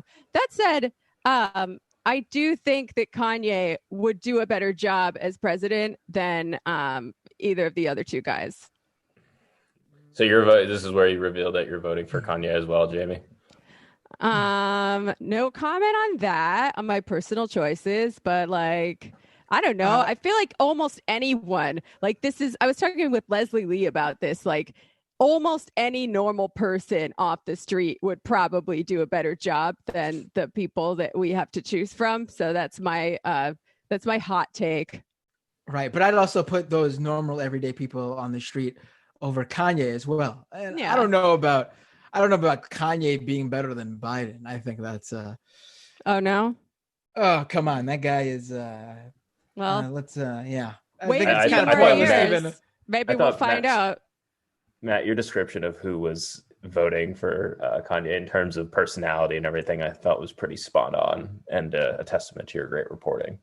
Right. I mean, if you find yourselves on the side of the crypto libertarians, then I feel like that's when you should take a look at where your priorities lie and rearrange them because your priorities are probably not with the latest what is it, the token, the whatever they call it. Yeah, that's those guys. Interesting that Kanye's campaign decided to open up with 3 of those types though. Those were the ones that they said we're putting them in the open because that's going to bring in the voters. They might be right. Dude, you want to we're living in some really dumb times, okay? We're certainly living in really dumb times. I don't know if it's vote Kanye West dumb. Especially when, the interesting thing is that like literally the right has centered the idea and put a spotlight, like they've drilled it in to their base that celebrities are bad unless they're on our side. And once they're on our side, those celebrities need to be put on a pedestal as the ideal person. Rich, successful, powerful, influential, entertaining, and they're conservatives. That's the total package. Why they think running one of those people that they have pushed for the past, really more than 4 years. I'm just talking about the Trump specific type. Why they think promoting one of those would take votes away from Trump is beyond me. It's truly one of the dumbest things ever. But, like Jamie hinted at, and I'll just come out and outright say, they think black people are going to vote for Kanye because he's black. Let's see how that one works out for them.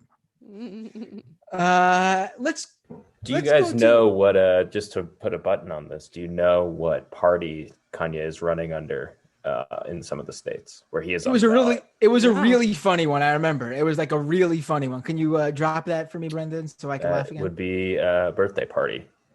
The birthday party. There was another one I saw. There was another really funny one I saw. Oh, there's a party called the birthday party. That's adorable, and I feel like at least a few goths are going to vote for it by accident.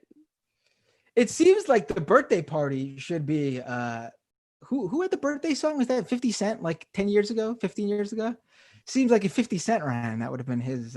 50 Cent is also now on the Trump train because of a dubious statistic he saw on CNBC. Yeah, one that combined combined tax rates, federal, state, local, like every tax rate period, and also paid no attention to the idea of marginal tax rates, and really no nuance whatsoever. And 50 Cent thinks he's going to be giving like 65% of his income to the government. Just unbelievable, really. But I'd vote for Nick Cave on the birthday party ticket. a little joke for all my fellow goth socialists out there. All right.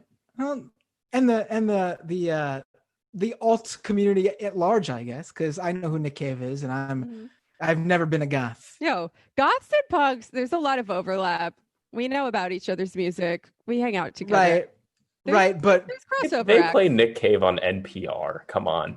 Right. I mean, there is crossover, but the main difference is that punks probably, I can assure you, actually, not probably, punks make fun of goths behind their backs because punks are cooler, and goths would never do that because goths know they're not cooler. But anyway, we can move on from this. Is that so? This sounds like a foreign policy debate. Fired, Matt I Binder. mean, really, punks think most, of the alt scene who aren't in the punk and hardcore world are, and we give certain subgenres of ska, we welcome them too, like first wave, second wave, and some third wave. But everyone else, you guys are, we like you, but wow. Wow, nice coalition building. Right, well, at least you're not hippies. It's true. There you go. I mean, there's many kinds of goths. I think some are dangerously close to being hippies, but we don't have to talk about them. Now, are you, and this is the fun half, so, and it's just Matt and Jamie, so we really can, and Brendan, but what is he going to do about it? So we can really do whatever we want right now. So I got to ask you, are you in the goth scene that does like the vampire stuff? Like, I don't mean like the ones who like believe in like, I mean like the vampire club scene, like that stuff. I'm not in any scene right now because clubs are closed, but come on, you know what I mean? That's like me saying I'm just a dad because I've been home with my kids for the past the past 7 months. I don't lose my punk bona fides because the clubs are closed. All right, if you say so. I'm not really sure what vampire stuff you are referring to. I like vampires. I've probably dressed like a vampire on a number of occasions to go out, but right. All right, so you're probably the type I make fun of. Catch me outside. It's all love, Jamie. It's all love. I respect your freedom to dress up like a vampire if you'd like to. Well, thank you. That's really nice of you. I'm gonna do it whether or not you like it, though. So cool. Glad I have your approval. It's all right. It's all right, Jamie. No, we're 99% on board with everything, except for the vampire dress up. So I think we're good. All right. We'll work on getting that number to 100. But ladies and gentlemen, let's end this with when the coronavirus pandemic is over, I think what Jamie is saying is that she will be posting pictures of me at a goth club dressed up like, I don't know, how do you dress? Do you do like the Interview with a Vampire dress up, or are we talking like True Blood Vampire? Like Bill. Oh, Vampire Bill. Bill. That would be such a delight to see Matt Binder as Vampire Bill. No, I don't know. That's a pretty good sookie. I haven't thought about that show in a while. Simpler times when I went to the vampire clubs. Simpler times. No, I was dissatisfied with the quality of goth parties available to me. So I started throwing my own parties and they were really fun. And then I got distracted by politics, which broke my brain. And I stopped doing them so much. But maybe someday, if all goes according to plan. You put together goth shows? Well, I put together punk shows. Look at that. We really are mirror images of each other. Just you're in like the goth reality and I'm in like punk world. Interesting. They're not that different. I beg to differ, but let's move on. Let's go to the clip of speaking of vampires. Let's move on to Rudy Giuliani. Sure. Good segue. We have a Giuliani clip, right? Of some sort, don't we? Check. Oh wait, you know what I'm talking about? It's a Giuliani defense clip. It's a defense of Giuliani. It's a clip from InfoWars. It's Prison Paul, right? Which, yeah. You know, it's been a while since we've had InfoWars clips because, you know, getting deplatformed really messed with their circulation and our clipping of them. But we have one. I don't know how we got it, but we have this guy, Owen Schroyer on InfoWars. Now, you remember the story from yesterday about how Rudy Giuliani got tricked by Sacha Baron Cohen into, shall we say, a compromising sexual situation with a girl posing as Sacha Baron Cohen or Borat's daughter in a hotel room. I saw the stills. I read some synopsis from someone who saw it. Seems pretty bad, but we have InfoWars to correct the record and say this was a setup by Sacha Baron Cohen along with some other usual suspects. And then she says, oh, I need to adjust your mic. And they get him perfectly set up on the couch. They have the camera ready to go. And then she says, oh, I got to take your mic out of your genitals. And then they pose the picture and they say, oh, see, Rudy's a pervert. And it was a total setup. I mean, a complete and total setup. I hope he sues these people into complete poverty and degradation. Absolutely. I mean, I love films. I love the art of filmmaking, but this just doesn't seem very energetic or very original. It's lazy. I was expecting more from No. I don't think this is filmmaking at all. This is posing as filmmaking. This is CIA Mossad agents pretending they're making a movie. No, they're literally just using that as cover to run political hit pieces.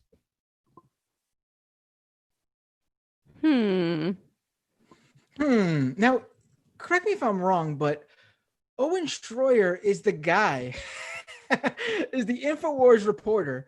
No, I am not wrong. I can tell you right now because I'm looking this up. So Owen Schroyer, you guys might recognize him because he's the guy who went viral a few years back because he was at a rally, what was it, like a left-wing rally, and there was a little girl there who he was interviewing, and she basically owned him. I'm trying to find this video. It's really funny.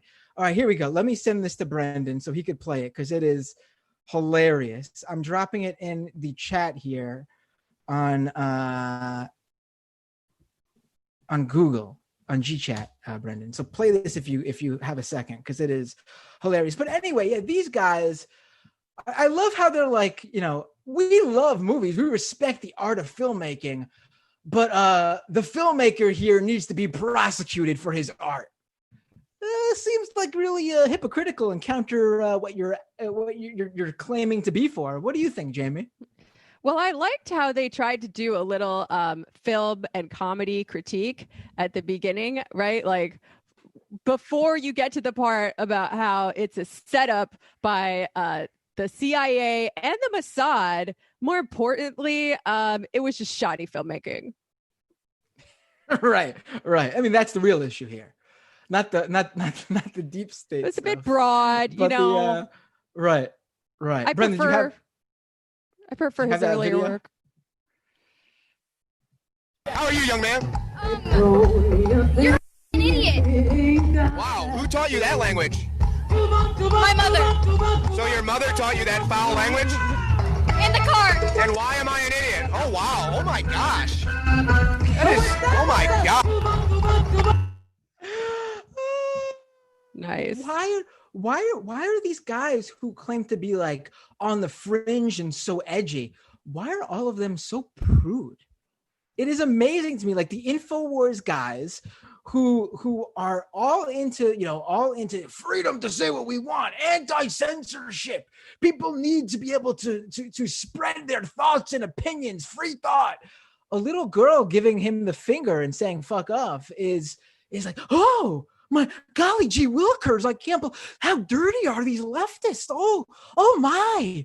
It's incredible to me. These guys are babies. These guys are the snowflakes that they claim everyone on the left are. It's unbelievable to me.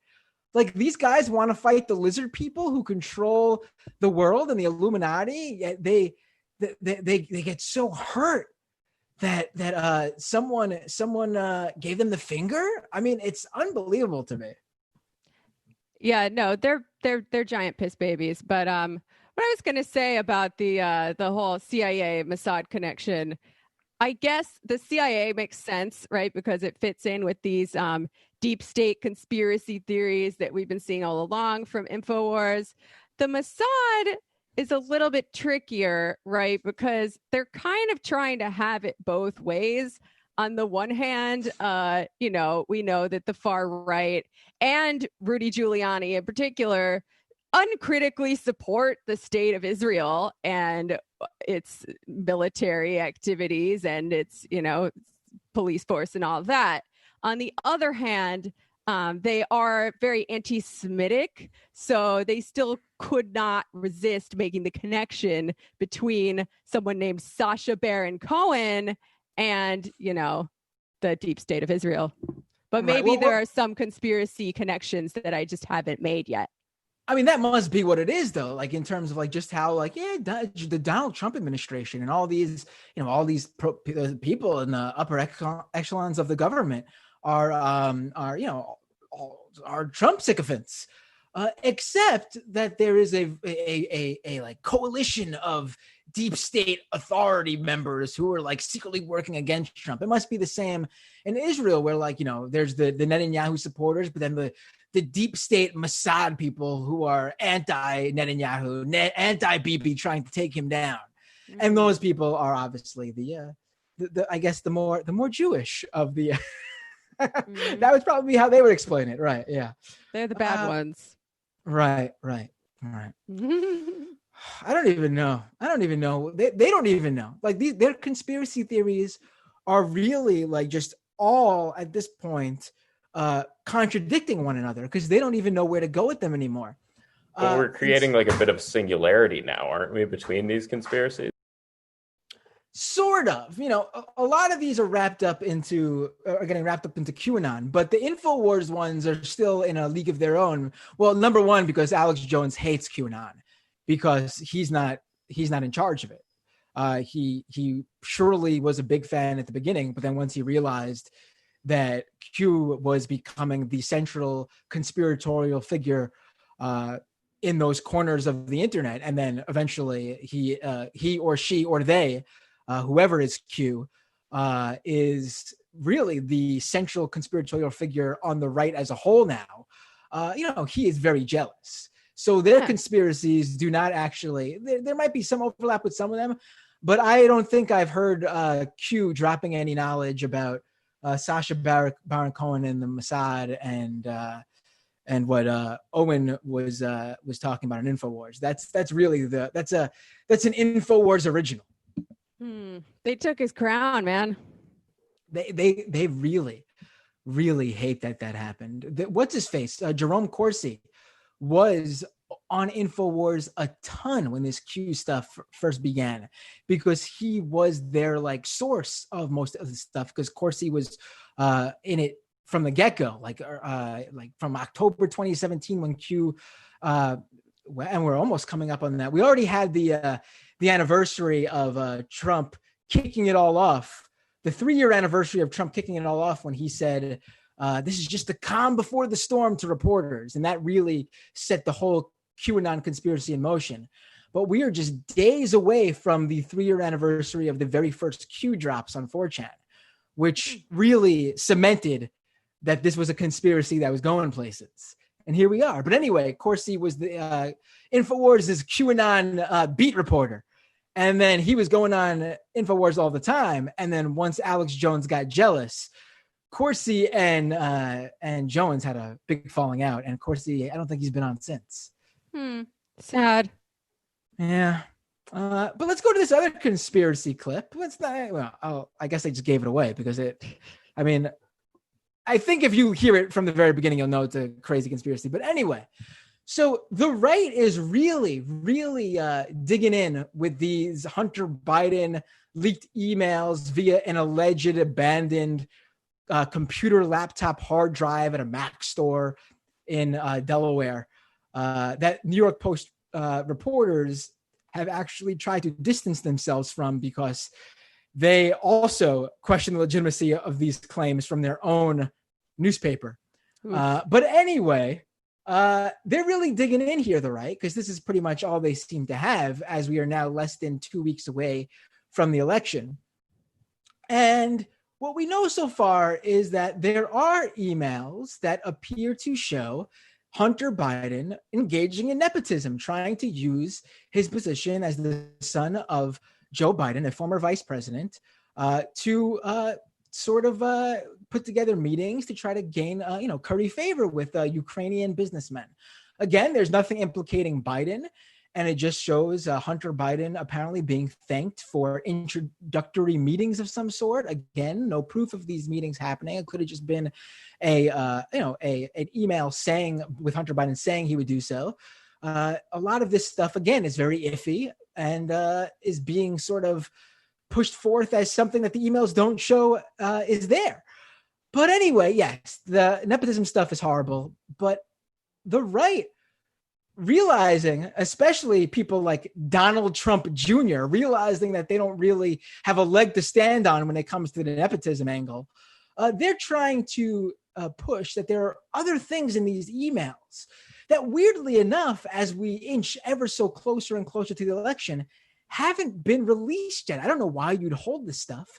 Let's hear what Don Jr. has to say that he's apparently in the know of in these emails. I mean, money tied to human trafficking and prostitution rings in the other one. That's another big one. The Chinese money. Joe Biden is compromised 100%. You think the Chinese gave...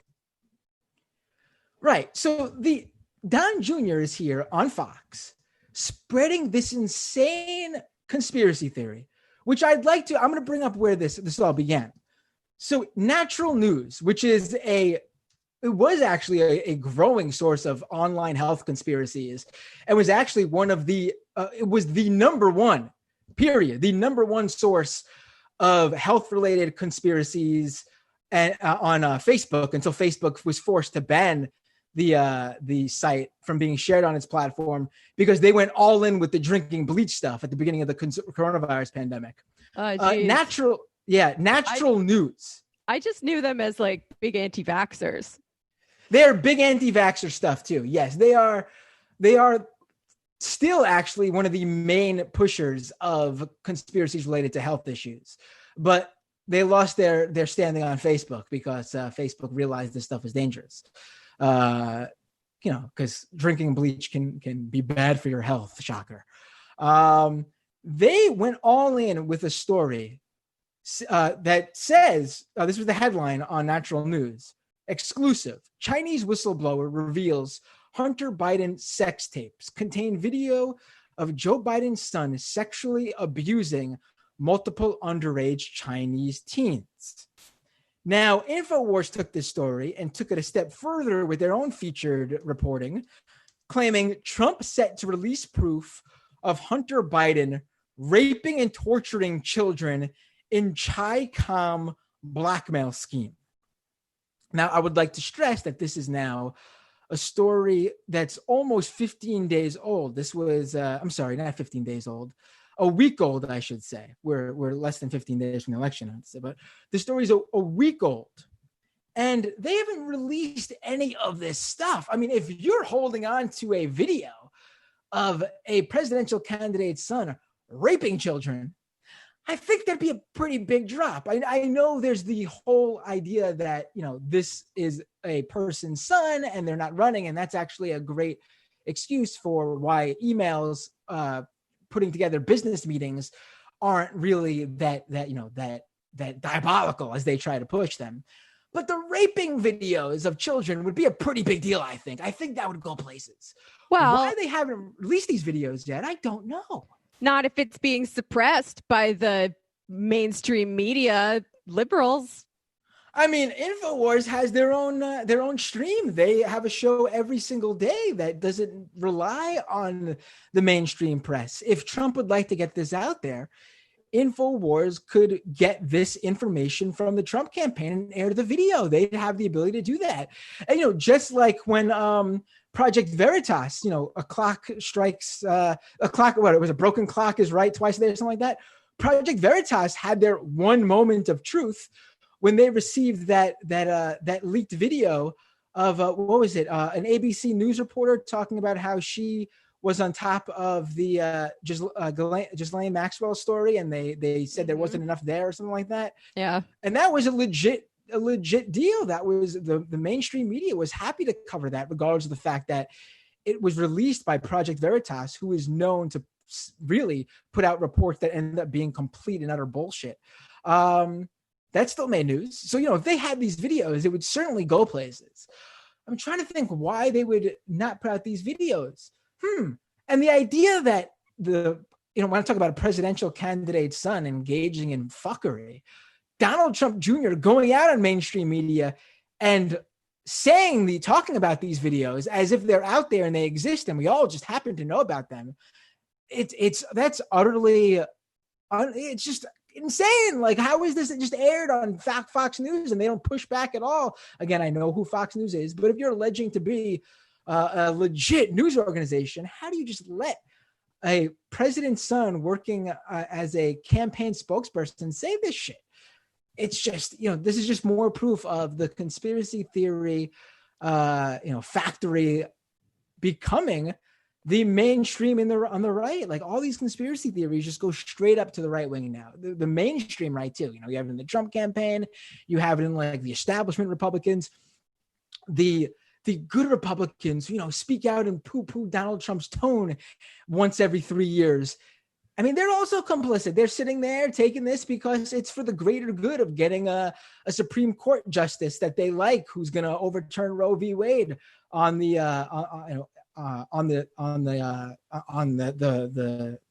Supreme Court. It's just, these guys, I'm getting, I guess to the point where you're just like, what more do you do? Like, what more do you do? Like, there's nothing else at this point. Debunking conspiracies don't really matter to these guys because they're just going to try to push it out anyway and claim that it's some sort of liberal mainstream media agenda to try to suppress the real news. Mm-hmm. Well, I still want to see the Suns debate happen. I've been a big supporter of this, wanting this to happen, because I think Hunter Biden would just spank Don Jr. at 6 Ways to Sunday with his Chad energy. I think if he just held up that photo of him and his dad giving him a kiss and was like, "What do you think of this, Don Jr.?" Don Jr. would just start crying on stage. Right. I mean, is this an appropriate way for a father to interact with his son? Oh, you saw that, right? Did you play? That happened last night, right? Yeah, they are. Brandon, do you have that image? Because that's its own thing, to be honest. We should really hit that too, because that was hilarious. Hold on, let me send. Yeah, we can do that. But before we do that, I have a good. We'll go to it after. What did you have? I have a parody meme of it based on something we were just talking about. I just sent it. Let's take a look. All right. So this is quite hilarious. This is something that went viral last night on Twitter. And this is a right-winger named John Cardillo, who is sort of known in right-wing personality land, at least for like the online personality. He's got his own show. He's a former NYPD guy, which makes him a standout, in the right wing, because they love cops. So you have a cop going full right-wing nut job with his own show, then there you go. Put that guy on a pedestal. We can just flout him around and try to convince people that we got cops on our side, and what they say must be real because he's a cop. Who doesn't trust what a cop says? But he tweeted out this last night, and people completely filled his mentions, ratioed him for this. Do you have it up, Brendan? Let me see here. All right, so there it is. So it's a photo for people listening to the podcast. It's a photo of Hunter Biden and Joe Biden in an embrace. They're hugging. They have their arms around each other. and Joe Biden's given Hunter Biden a smooch on the cheek. And John Cardillo tweets out, does this look like an appropriate father-son interaction to you? Now, I don't know what the insinuation is here. I mean, I do, because I am seeped in the world that these guys live in, and that is that my strong belief here is that he is alleging that Hunter Biden and Joe Biden fuck. I don't know why he would say such a disgusting thing and allege pedophilia and incest. It's a proud family tradition. Yes. But it really actually tells you a lot, honestly, about what John's own personal relationship is with his father, who apparently is like a military sergeant or something like that. I looked it up last night. He's a military guy. And whenever he tweets about him, it's about how he is looking at some of the things that people say to him, what some of the leftists say to him on Twitter with his father. Him and his father are cracking up about it, which, to me, it seems like this guy has no relationship with his dad. And his dad probably, who knows what his dad did to him when he was a child. But other than the stuff that I think, and, this is all just speculation, usually when you say something like this is because you have a very bad relationship with your father. I don't know what he sees in that image other than a father and son loving each other. Look, I mean, the Democratic Party is just a party about being gay with your dad, and there's nothing wrong with that, okay? Like, there's so much to attack Joe Biden for. There's so much to attack the Democratic Party for. You don't need to attack him for being a good dad. Like, what I really am trying to understand. No, this is so much easier to excite people on culture war stuff. Like we've put, the pussification of men in America. Here's your candidate, Joe Biden, doing just that, raising a son who's a fuck up. And it doesn't matter that it's totally glass houses. Like maybe they don't want people to look too closely at appropriate or inappropriate interactions between a president and their kid. That's all I'm saying. Right, but like you just said, like the fuck up here, what he did to fuck up is basically exactly what many people on the right go through. I mean, again, the Trump campaign built an entire strategy around talking about how they're the ones who care about those poor rural folk who got addicted to opioids, and so those people who Trump won over in 2016. They look at this and what are they thinking? Because the whole idea that you wouldn't love your child who's gone through a lot and make sure to show it. Like let's say you wouldn't even normally live like the hug in the case. You could, like Hunter Biden's case, like Joe, from the text that they even released, the New York Post released texts as part of Rudy Giuliani's whole October surprise that was supposed to hurt them. One of the texts was when Hunter Biden was in rehab or something, and Joe Biden sends him a text that says, like one random morning at 7 a.m. that says, "How are you doing, my beautiful son? I just want you to know that I love you and I'm thinking of you." That's supposed to be something bad? Like, are you serious? Like, even if you dislike Joe Biden, like that's something that makes you think, like, deep down inside, when it comes down to like the very basic being a person, basic humanity, seems like Joe Biden actually has that part down. He seems like a good guy. Like, how would you like? Okay. I agree with you in terms of the political points versus a total obvious sociopath who doesn't even like his own kids, like Donald Trump. If Biden were running against a real left-wing candidate, which he is not, I mean, the first thing I thought of, first I was like, oh, that's sweet. He's kind to his son. He loves his son, who's a fuck up.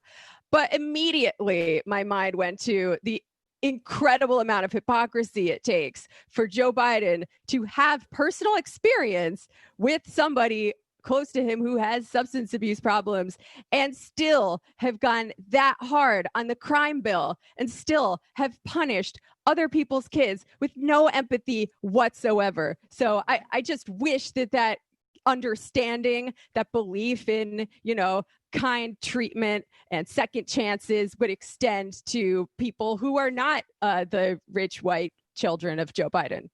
Right. No, absolutely agree. And obviously, we wouldn't be talking about this because it wouldn't have been an issue if this was a campaign against someone on the left, because Joe Biden embracing and hugging and kissing his son would be something that the left looks at and goes, well, this is nice photo. That's it. Why are we bringing it? We wouldn't bring it up. It's not even something to bring up. It's just a photo that's out there. So yeah, I mean, but of course, this is not the right way of doing things. So here we are talking about a nice photo of Joe Biden with his son, and somehow that's supposed to hurt Joe Biden. I think it's going to be a great strategy. Trump just has to get up on stage and go, fellas, is it gay to love your son? Right. I think so. Right, and you'll see Donald Trump Jr. in the corner with a tear down his eye, going, "Yeah, it is. That's why my dad doesn't love me, because it's gay, right, Dad?" So gay. Do we have a joke one, Brendan? Oh yeah, let's put one of those joke ones up because they were all great.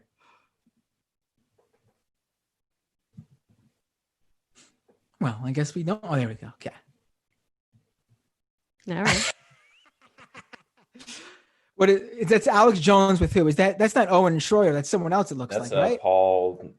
Prison Paul. Prison Paul. I honestly never knew Prison Paul even left that room with that map behind him. Well, that's why he's protecting him. I've never seen I don't think I've ever come across a video of Prison Paul like on the ground somewhere. Jones does it all the time. Props to Jones for getting feet on the ground to cover the lizard people. But I've never seen anything with Prison Paul outside of his little bunker. Let's go back to the phones.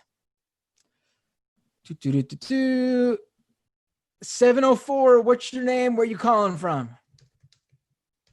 Hey, it's Todd from North Carolina. Hey, Todd. How are you? And what would you like to talk about today? I feel good, and I wanted to talk about kind of like just assume, for the sake of the argument, Joe Biden wins or something. There's a Democratic Senate.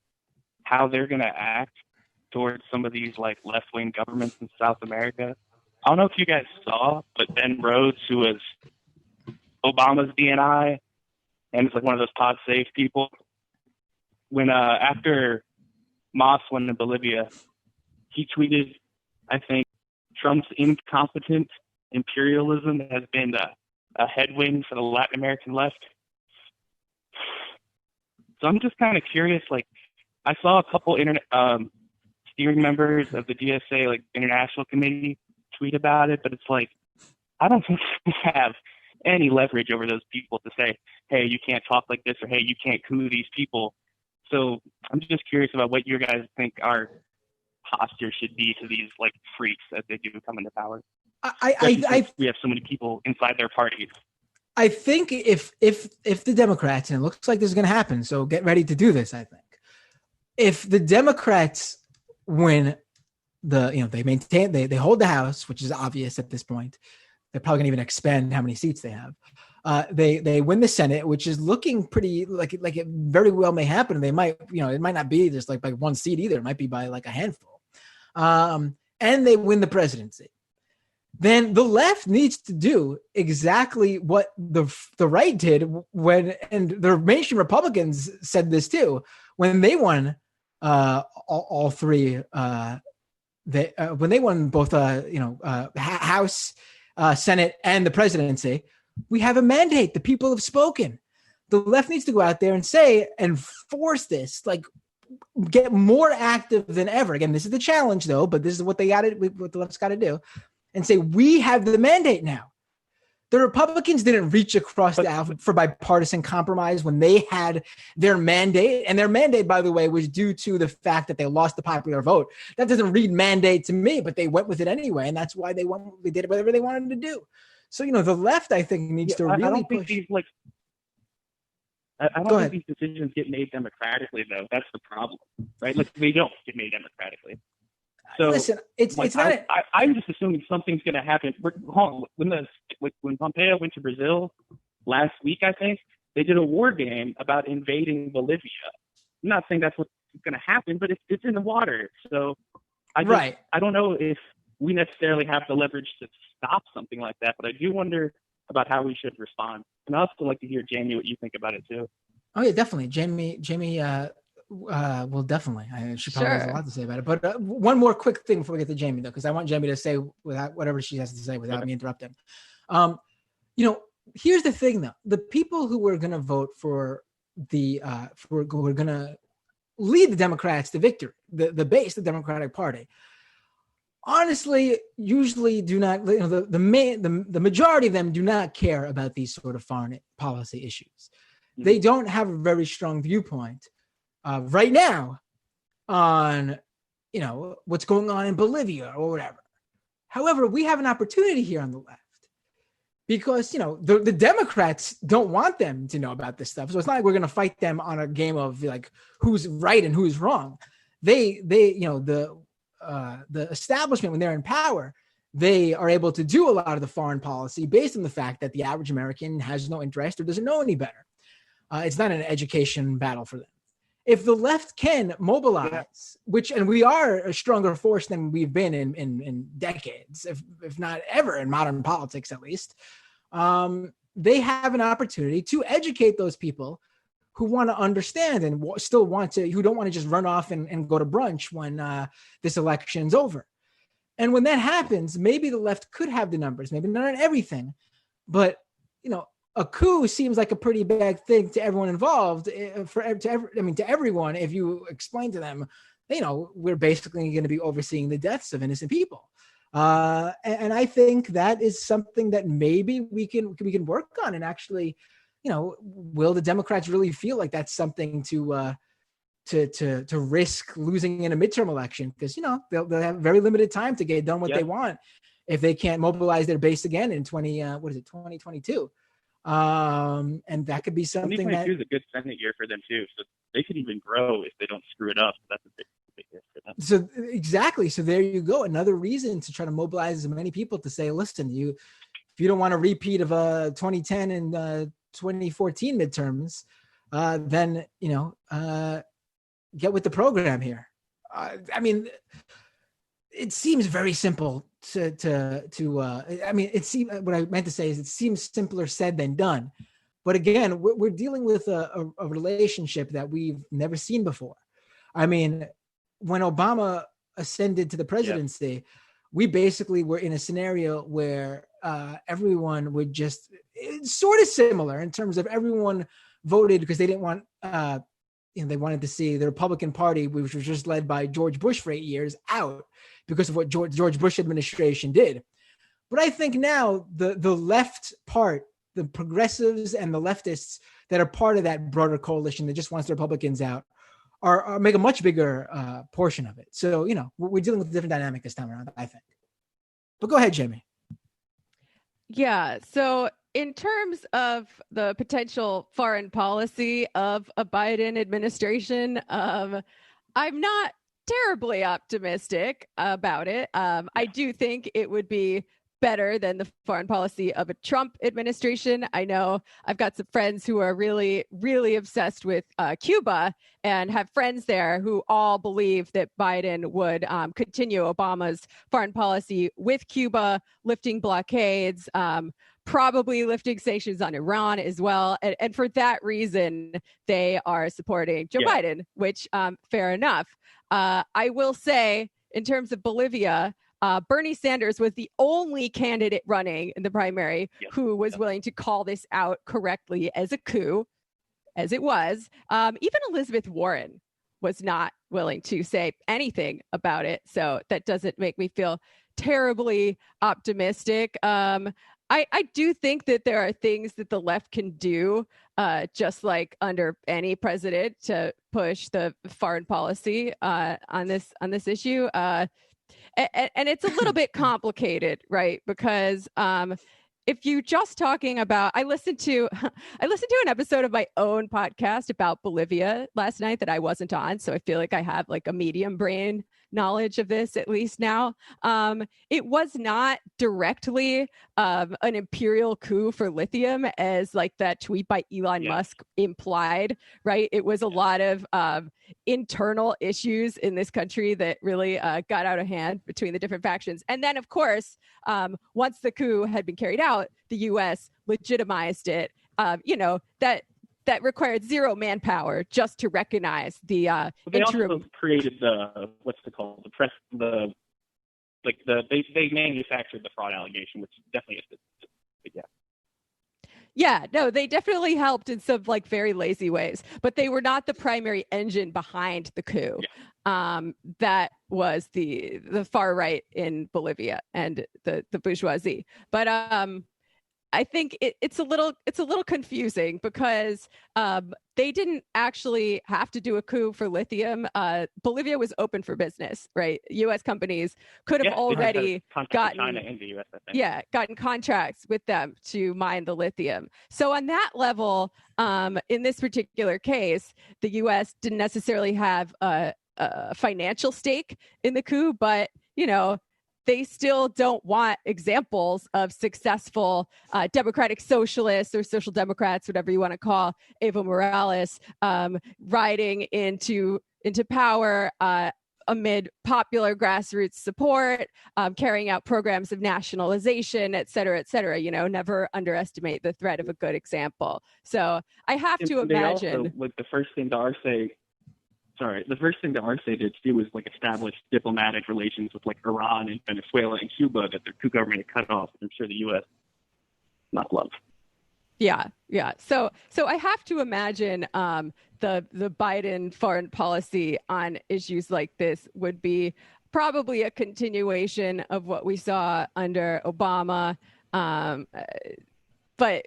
It remains to be seen. I do think it's important to get involved to the degree that you can and push them on all of these issues, whether it's via mass demonstrations or, whatever tactics seem like they make sense in the moment.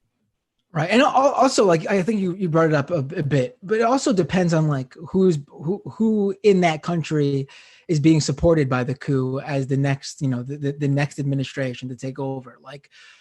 For Biden, I think the left would have a better ability to fight back against someone being put into power like a Giuliani in Bolivia than Guaido, however you say his last name. It's Guaido, I think, in Venezuela. Guaido, who does pressures with your favorite person. Yes, I know.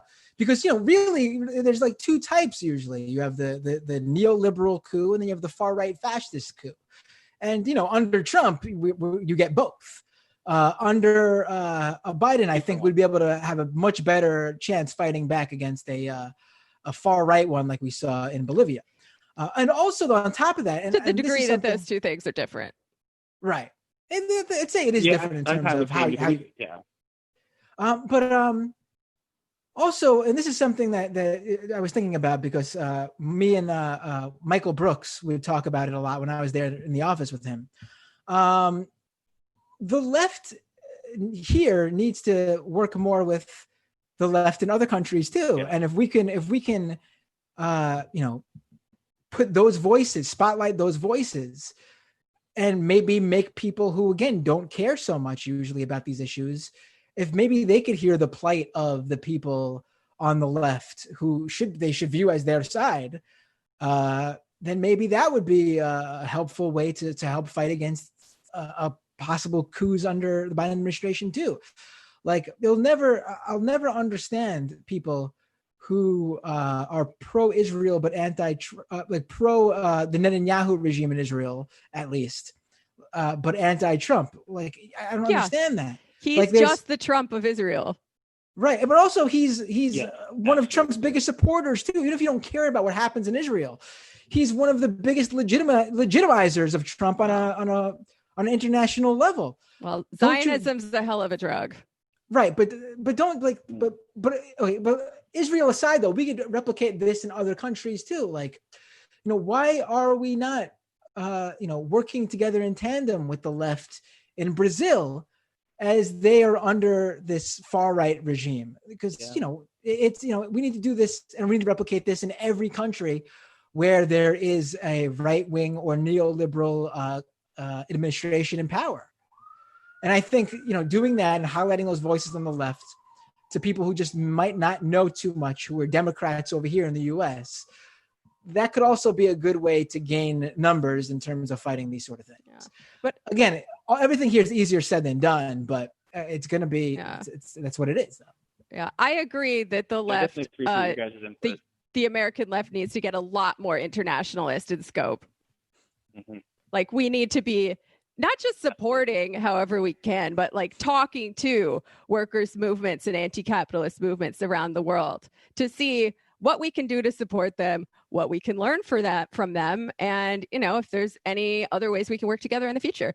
Because especially in Bolivia, like the workers' movement in Bolivia is so much more advanced than it is here in the US, right? And they're doing so much with so little. And part of that is down to geography, right? It's very easy to block the main roads coming out of La Paz, for example. But they had a year of coordinated strikes, protests, and blockades leading up to this election to make sure that there was no way that the right could steal it from them. And we just don't have anything comparable like that here. Not at all. Right. Thank you so much for the call. It was really great. Sparked a great conversation. Absolutely. Hey, actually, I have a comment on Bolivia. So, this is Kyle, everyone, in case you forgot who this voice is.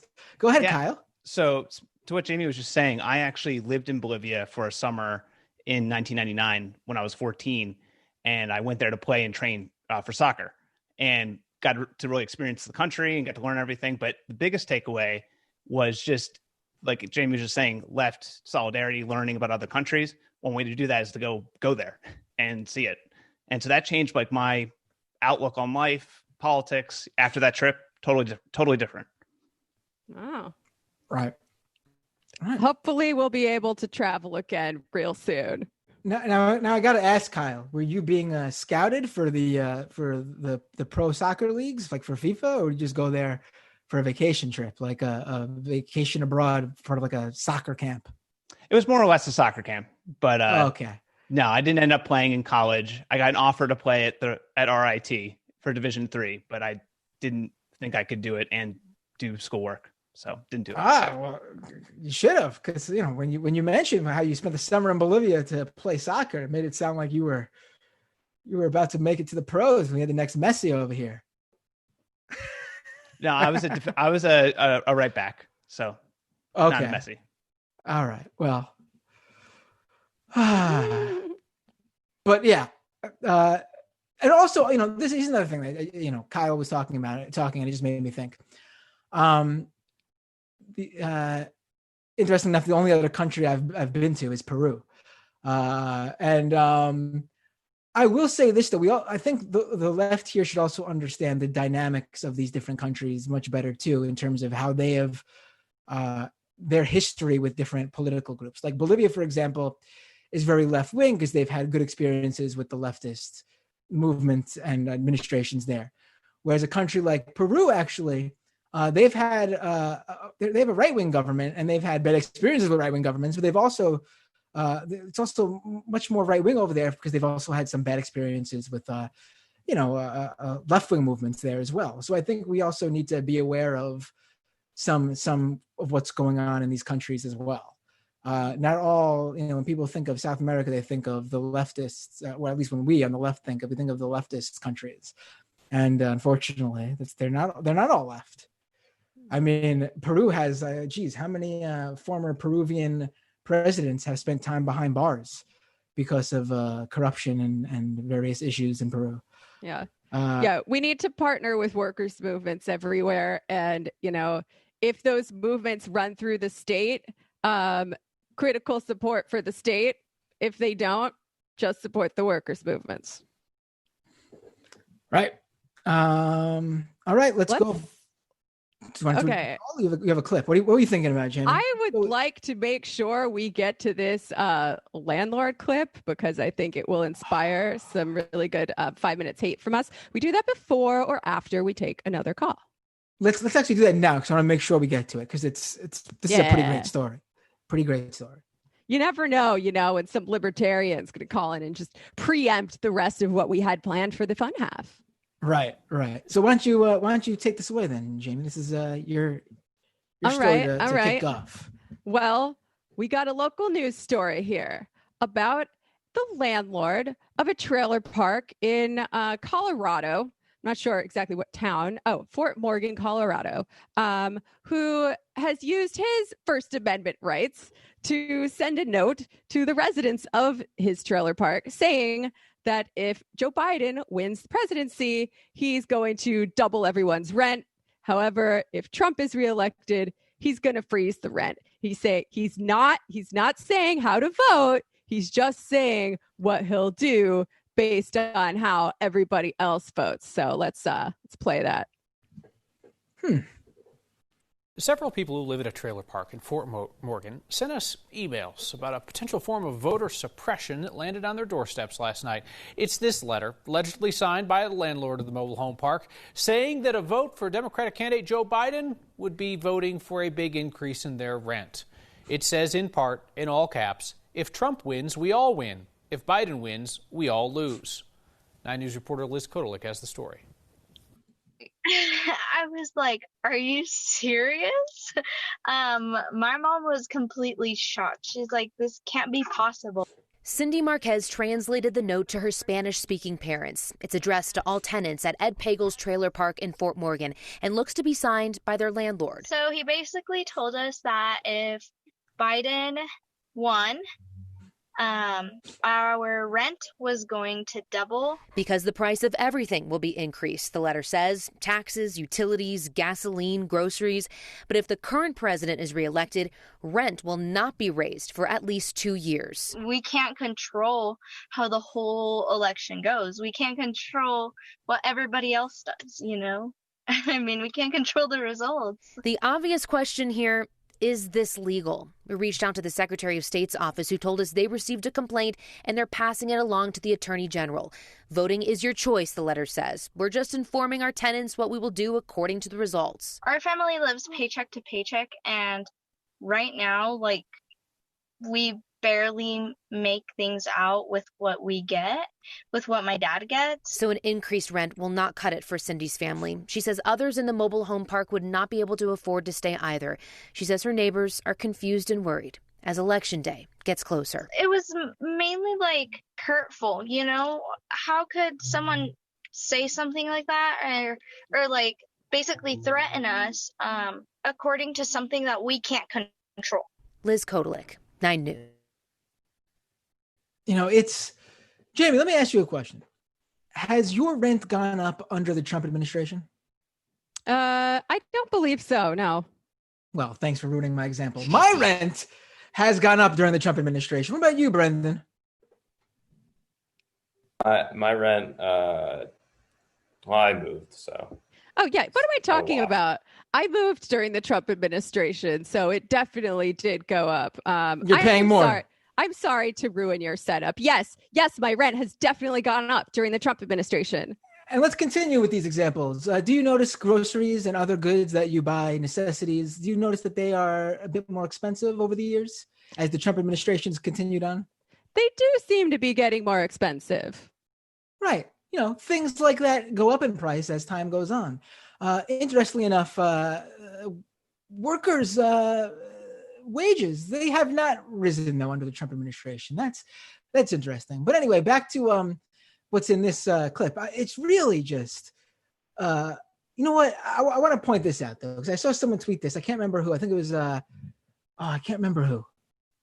I don't want to give this to someone who didn't say it, but someone pointed out, a lot of people, when they hear trailer park, they're going to assume, people in trailer parks, they're Trump voters to begin with, they live in a trailer park.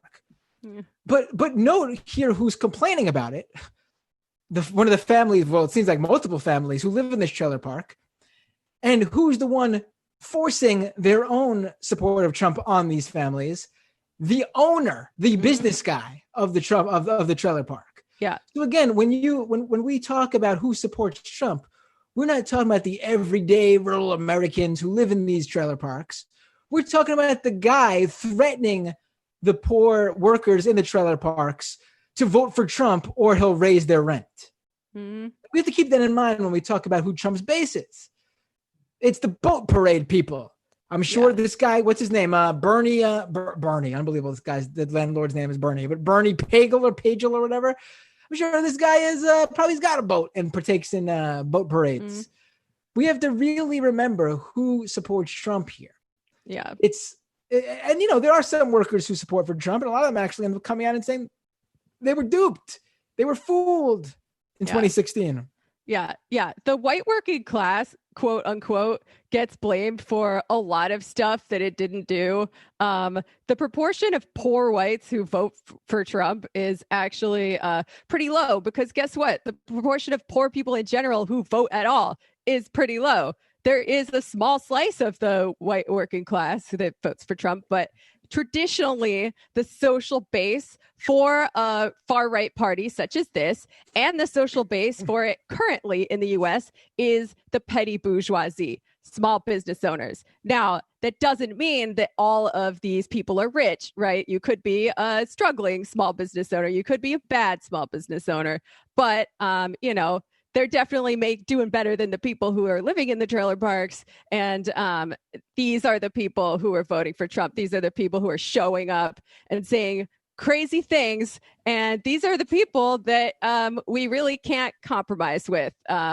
We just have to defeat them. Like, I'd say about 30% of the population, maybe. There's nothing we can do there. Right. I mean, he straight up, Donald Trump straight up tells us who his base is. Especially this election season, especially like the past couple of months, he has been more explicit than ever as to who he views as a Trump supporter. He doesn't go out there at his rallies and bring up this family in the trailer park or any families in trailer parks. He doesn't tell these trailer park families that he's going to fight to make sure their rent isn't raised. Who does he explicitly shout out at his rallies saying, I am going to help you, numero uno, which is why I'm talking to you guys directly. The suburban people, the suburban women, suburban white women, he tells them, oh, you got a nice little thing going on out there, making anywhere from like 100K to like 500K or maybe even more, don't want any brown and black people moving in now, do you? Don't want any Antifa coming in, right? I mean, that's he tells you straight up who his base is. There's no more like beating around the bush. There's no more trying to assume who Trump is talking about. Like, he tells you, if he thought working class people were coming out in droves to vote for him, he would talk directly to them at his rallies like he does to these suburban upper middle class people. Yeah. No, it's very clear who he's talking to. I mean, I guess it's a good thing that Democrats didn't run a socialist, right? Because then this guy would he'd be saying exactly the same stuff, actually. Right. Like the way these people react to anyone to the left of Trump at all. It's as if we were running a socialist who wants to take away all of their wealth and force them to raise the rent. Of course, a real socialist would not let them continue to own private property and make passive income off of other people's wages who, have to live in their trailer parks. But, right. Maybe in another 4 years, we'll run somebody on the Maoist platform, deal with the landlords directly. Right. I would vote for someone on that platform. I don't agree with Maoists about everything, but I do think their line on landlords was correct. Yes, I agree with the landlord. Yeah. Oh, and one more thing about this story. There is, like you said, a real misapprehension about rural poverty, right? People think it's a bunch of white people living in trailers, voting for Trump, yada, yada. But hey, guess what? There are a lot of people of color who are also living in rural poverty.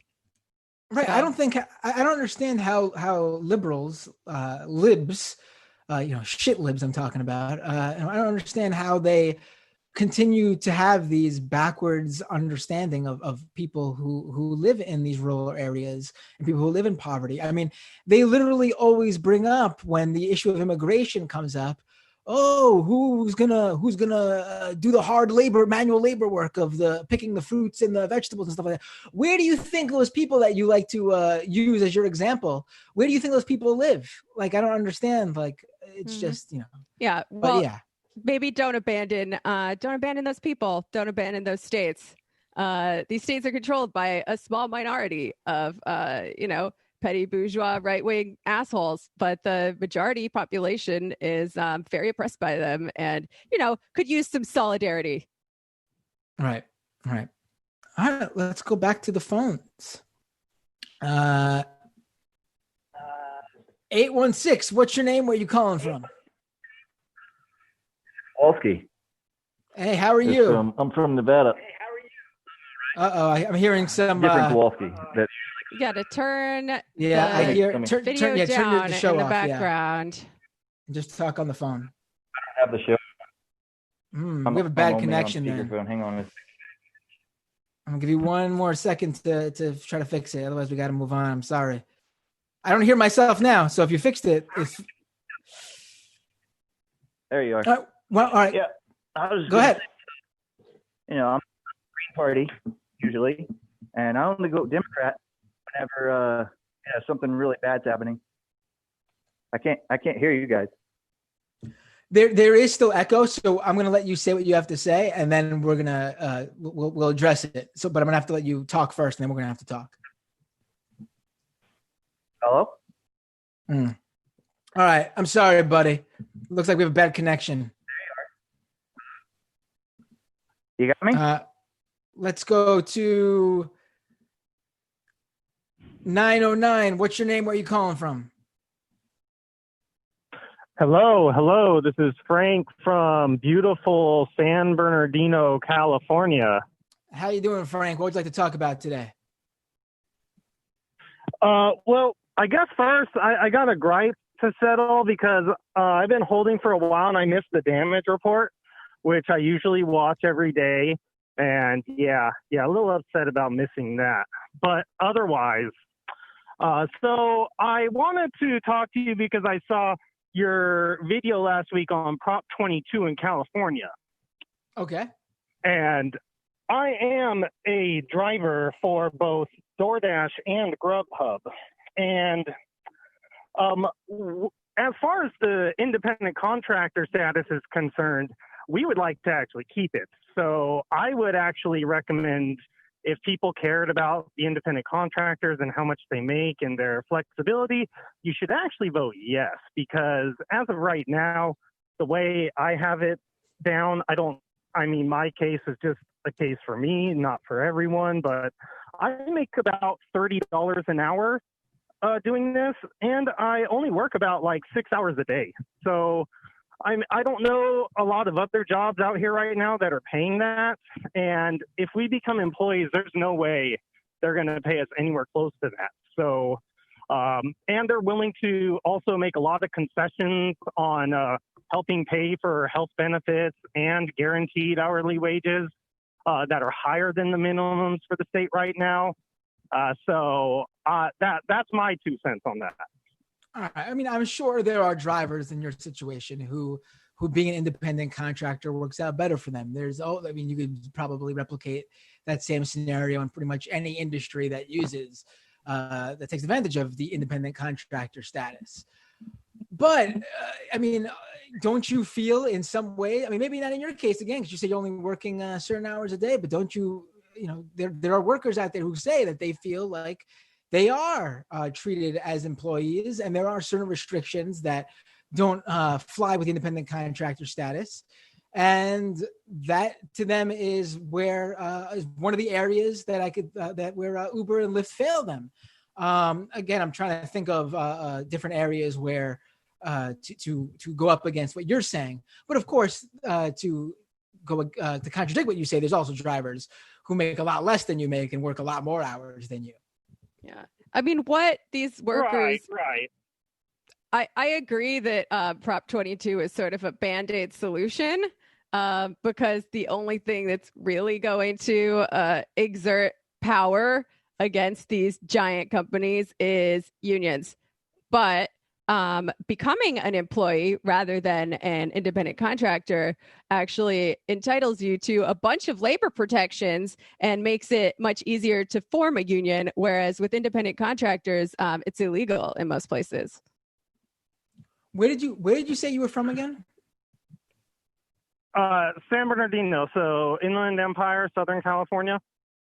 Right. So I mean, I'm sure your experience driving is a lot different than people in areas that aren't as and that like is something else that can make the experience different for others, because there is unfortunately a right and a wrong way to do this job.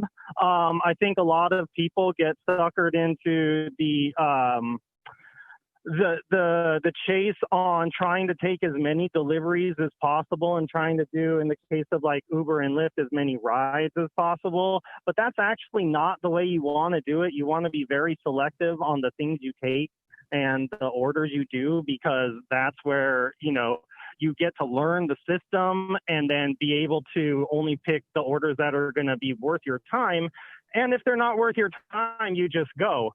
And I would like there to be some sort of structure as far as a union for this sort of thing, because I mean, if you look at other places like restaurants with the way they treat waiters and how they totally rob them of their hourly wages because of the potential tip earning, I feel like it's just gonna be passed on to us too if we become employees, and then we're gonna be making total crap, and then the job's not gonna be worth doing at all.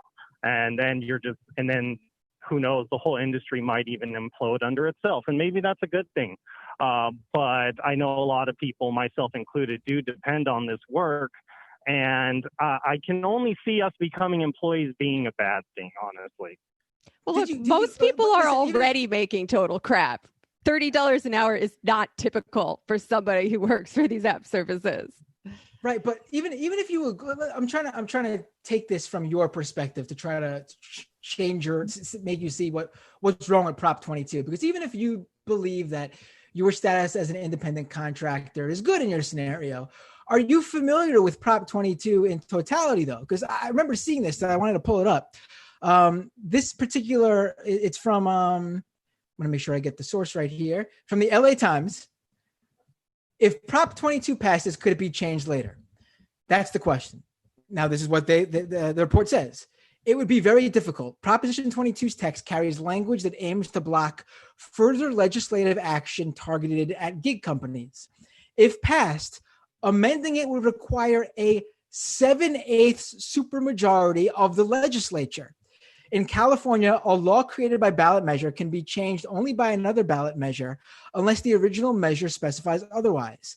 Because it's a hassle to push through ballot measures, initiatives will frequently waive this protection and provide opportunity for the measure to be amended by the legislature. A 2/3 majority vote is a common benchmark initiatives use. Again, 2/3 majority. A 7/8 majority requirement is unheard of. I've never seen anything like that. The companies are trying to divest the legislature of any authority, said William Gould, a labor lawyer and professor at Stanford University who studies the gig economy. So again, I want to lay this bare. There is a clause in this proposition that basically makes it impossible for any elected official to pass legislation to protect workers like you in the gig economy again, pretty much. So what you are working for here is not just going to cement your status as an independent contractor. It'll basically make it impossible for any further legislation to protect you and your fellow gig workers for pretty much anything from Uber and Lyft. Like you're really signing away almost all your rights here by voting to pass Prop 22. Okay. I encourage you to look into Can it. I ask you a question? What do you do for healthcare? Yes, you may. What do you do for healthcare? What do I do for healthcare? I go through the exchange. Okay, so what proportion of your paycheck is that taking out? I'm a single guy, early 30s, no kids. So I basically 30 a month. I'm sorry, you cut out for a second. Say that again. I pay like 130 a month for healthcare. All right, that's pretty cheap. I'm gonna say is that I'm trying to what is that like the is that like the emergency only plan? I'm trying to understand what plan that is. It's actually a plan that I got through DoorDash. It's through they have I'm sure you might have heard of it. This company called Stride. It sounds familiar. And trust me, the premiums and the deductibles aren't great, but it's something. And you know, coming from my previous job where I was a manager of a veterinary clinic, where if you can believe it, I got no benefits and only 3 days off a year, and that's sick and personal time. And also, I only made $16 an hour, and I had all this responsibility. I mean, I don't have a problem with it. And so I guess maybe you could say my previous job has jaded me a bit from the whole W-2 work, if you will, just because of how much advantage I was taken of. And now I get to work when I want to work, do what I want to do. Now, yeah, the 7/8 thing, that I admit that is a problem. Right. Like, even if you agree that even if you think you're independent, you like your independent contractor status, it seems like a bill written by the people who want you to retain that wouldn't be such a good idea. Like, let's say you actually like being independent. You say you like being an independent contractor, but do you really want to trust those people who you're working for to write the legislation that keeps you as an independent contractor? Like, wouldn't you prefer to like get into a room with lawmakers and other workers who may or may not agree with you? You know, maybe half who agree with you, half who do agree with you, and try to come up with a better piece of legislation that makes everyone happier than just supporting the bill that's pretty much written by Uber and Lyft. Like, it seems like you want something that they're selling you, but you're not looking at all the other things that come with the price tag. Like, you're sort of on a slippery slope here. Like, I wouldn't trust my employer to write legislation that controls me. Like, even if I liked my status, I would want labor lawyers and public officials to sit down and come up preferably a union as well. I mean, look, yeah, that's what I mean. Yeah, I'm not going to call you a scab, but I do think you're doing scab work, whether you realize it or not, because your employer does not have your best interests in mind. You cannot trust them to write the legislation that governs your relationship with them, right? Uber wants to make as much money as possible and pay you as little of that money as possible so that they can pocket the profits. Why do you think they spent so much money trying to ram this proposition through when the vast majority of workers who are engaged with this issue are against it? It's not because they're doing it to be nice to you. They don't care about you at all. They made a bad bet on full automation and driverless cars panning out, which they only ever thought that human drivers would be temporary. That has not panned out yet. So their business model has become unprofitable. I don't exactly understand why it's unprofitable when they're running basically an illegal, unregulated taxi company that is not subject to the same laws as a normal taxi company, and where the workers are independent contractors that are legally prohibited from unionizing, but they're not. So I don't know really who you are, or I don't know who sent you here, but any worker who cares about their own working conditions, who cares about their ability to collectively bargain with other workers, which is the only way to really ensure that you are protected, you gotta vote no on this proposition. There are not two sides to this issue. I'm sorry. And Jamie's point is great on what their revenue model was and how they're seeing it not come to fruition. So they're basically grasping at straws to try to maintain what they currently have without losing how much they're making. That's an absolutely great point. What you're really voting for here is you're either voting for people or you're voting for, because it's going to come eventually for them, I'm sure. You're voting for their ability to replace you with automated systems in the near future. I mean, that's really what you're voting for here. And listen, I mean, here, the tech sector is working on like different sorts of voice AI that can perfectly, you type whatever you want and it perfectly replicates a human voice. And I guarantee you one day, the Sam Seders of the world will try to pass a proposition to replace the Jamies and Matt Binders, and we'll have to fight just as hard against it. So I'm begging you to start out and set the record straight for everybody that these sort of propositions are not good for workers, really. I mean, even if you like your independent contractor status, this isn't the way to go about it. This isn't the way to go about it, at the very least. Thanks for the call, though. Oh, you're welcome. And yeah, love you guys still, and keep on fighting the good fight. Yeah. Thank you. I really hope you take a second look at this, because I know there are materials out there circulated by workers groups, and it's just not a good proposition for the workers. There's a reason why the company is spending so much money to try to pass it, and it's yeah, that's all I got to say about that. Right. Yeah. Yeah. As someone who's worked for these companies and has developed a lot of software to do what you're saying, I wouldn't trust these guys. Let's put it that way. I've worked with a lot of these people and lived in San Francisco for a bit, and we have to be careful. Also, as someone who's done a lot of independent contracting work in general and had companies trying to make me a contractor, even though I preferred it, I think the issue here is a market that is commodified. And it's large, and there's not much way to move or differentiate yourself from other competitors. So as an employee, so it's a different situation. Heed Kyle's warning. The guy who's probably working in secret on that software to replace Jamie and myself for Sam Seder. So let's go to. Oh wow, we went long. Let's go to a few. Time flies when you're talking about bad companies, right? Let's just a handful of IMs and we'll wrap up. Mo and Mariah, both, these are two separate IMs, but they both say the same thing, so I'll just insert them together. Matt, don't go to DC and catch COVID from Tim Pool. I don't know, guys. I think I got to do it.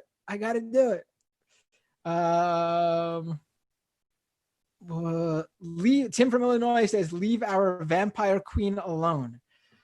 Thank you. Father of Homunculus says, Binder is making fun of Jamie's goth fashion. He watches wrestling unironically. Another Matt says, Matt's right. Punks are totally cooler than goths. Also, he has the name Matt, which makes him inherently right. There we go. All right. Why can't we all just get along? Spencer says goth and punk are not the same scenes. Go team punk. Absolutely. Right. There's a lot of, actually, Jamie, maybe we should just start a show called Goth vs. Punks, because this is the bulk of what this show IMs are about today. I think we should. I mean, look, you want to talk about the history of what became goth music? It's just dark punk music. It's death rock, people. Well, they are in the branches of the same family. I don't know about that, but I will they're both subcultures and they're both in the alt world, but I don't know how closely related they are other than that. I will give it that punk has better politics on average than the gothic culture, but what's the goths' main ideological perspective when it comes to politics? I mean, I'd say a lot of this music is pretty apolitical, and you will see leftists like I believe who's a leftist? Sisters of Mercy. I think they're leftists. Great great death rock band, old school death rock band. But for the most part, I'd say the Gothic worldview is much more accommodating to the current power structures, because it's just about going off on your own and being sad and being a romantic, but it's not really about fighting the power. Right. Right. Yeah, that's a good it's a good overall interpretation of that. Yeah. I think what I think happened, I think too many people saw SLC Punk and saw, what were their names? Bob and Trish's relationship, because Bob was the punk and Trish was a goth. And they were like, oh, goths and punks just get along like that. It's not, I mean, some of them do, but not all. Not all. You seen that movie? Yeah, case by case basis. Yeah. Have you seen that movie? It's you know like, what I'm talking about? Yeah, of course. Yeah. It's a great film. Right. The second one, not so good. But first one, very good. Mm-hmm. All right, guys. I think that's the show for today. Remember, join me tonight for the post show. I'll be going live after the debate. Also, I'll be going live after most debate shows end. I'm going to try to go live after Sam even. We have David Dole of the Rational National on youtube.com/Matt Binder. And then I'll have a reporter in Bolivia on tomorrow, same time as usual, 9 p.m. Eastern time, Friday, 9 p.m. Eastern time, to talk about what happened in Bolivia. Again, youtube.com/Matt Binder. Subscribe there, and you will always be updated on when I go live and when I have shows. Also, get the podcast at doomedpod.com. If you'd like to support the show, patreon.com/Matt Binder. If you can, really appreciate it, trying to grow the show, and people who can financially support the show will help me in that endeavor to grow the show. Patreon.com/Matt Binder. And all you guys will be back tomorrow, right, Jamie? On the majority report, I should say. That's right. Sam and I will be there tonight for the debate, starting a bit before 9 o'clock. There we go. Are you doing anything tonight for the debate, Jamie? I'm going to be honest with you. I did not know that it was happening today. I was not invited, but perhaps I'll hop on to the Majority Report stream. I'm going to invite myself, maybe, if I feel like it. Love conditions there. Oh, wait, I got to end with this. I'm sorry. Someone tweeted me a GIF from one of the Blade movies of Blade entering what looks like a vampire club. And it says, here's Matt Binder discovering Jamie's nightclub. It's pretty funny. Go check it out, Jamie. He added both of us. We did an episode of the Vampire Castle on Blade very recently, actually. I liked this one. It kind of made me sad, though, because the vampires were like rich white capitalists and not just like cool feudal lord burnout holdovers from the past. Right. I like the analogy here, because if I'm Blade, and that means I'm representing punk rock, and if you are the vampires, that's representing goths, then this basically says that a single punk rocker is much better and can literally slaughter a slew of goths. Wow. So I'm for that analogy. Everyone in this movie is goth. It's goth on goth violence. Well, I don't know about Blade. Well, Blade, I guess, is who knows? All right, let's move on. A vinyl trench coat. Are you kidding me? You guys are giving away all the free material for your new podcast to do. We should wrap. Oh, that's right. Right. Brendan trying to subtly say, let's wrap it up. He wants to take the rest of the day off. All right, ladies and gentlemen. I have to do the next show, and I have to make the podcast now. So. See you all. I'll see you all tonight. YouTube.com/Matt Binder.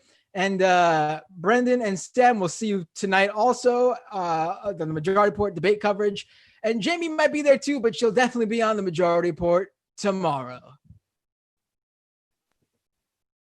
It might take all the strength I got to get to where I want, but I know somehow I'm gonna get there.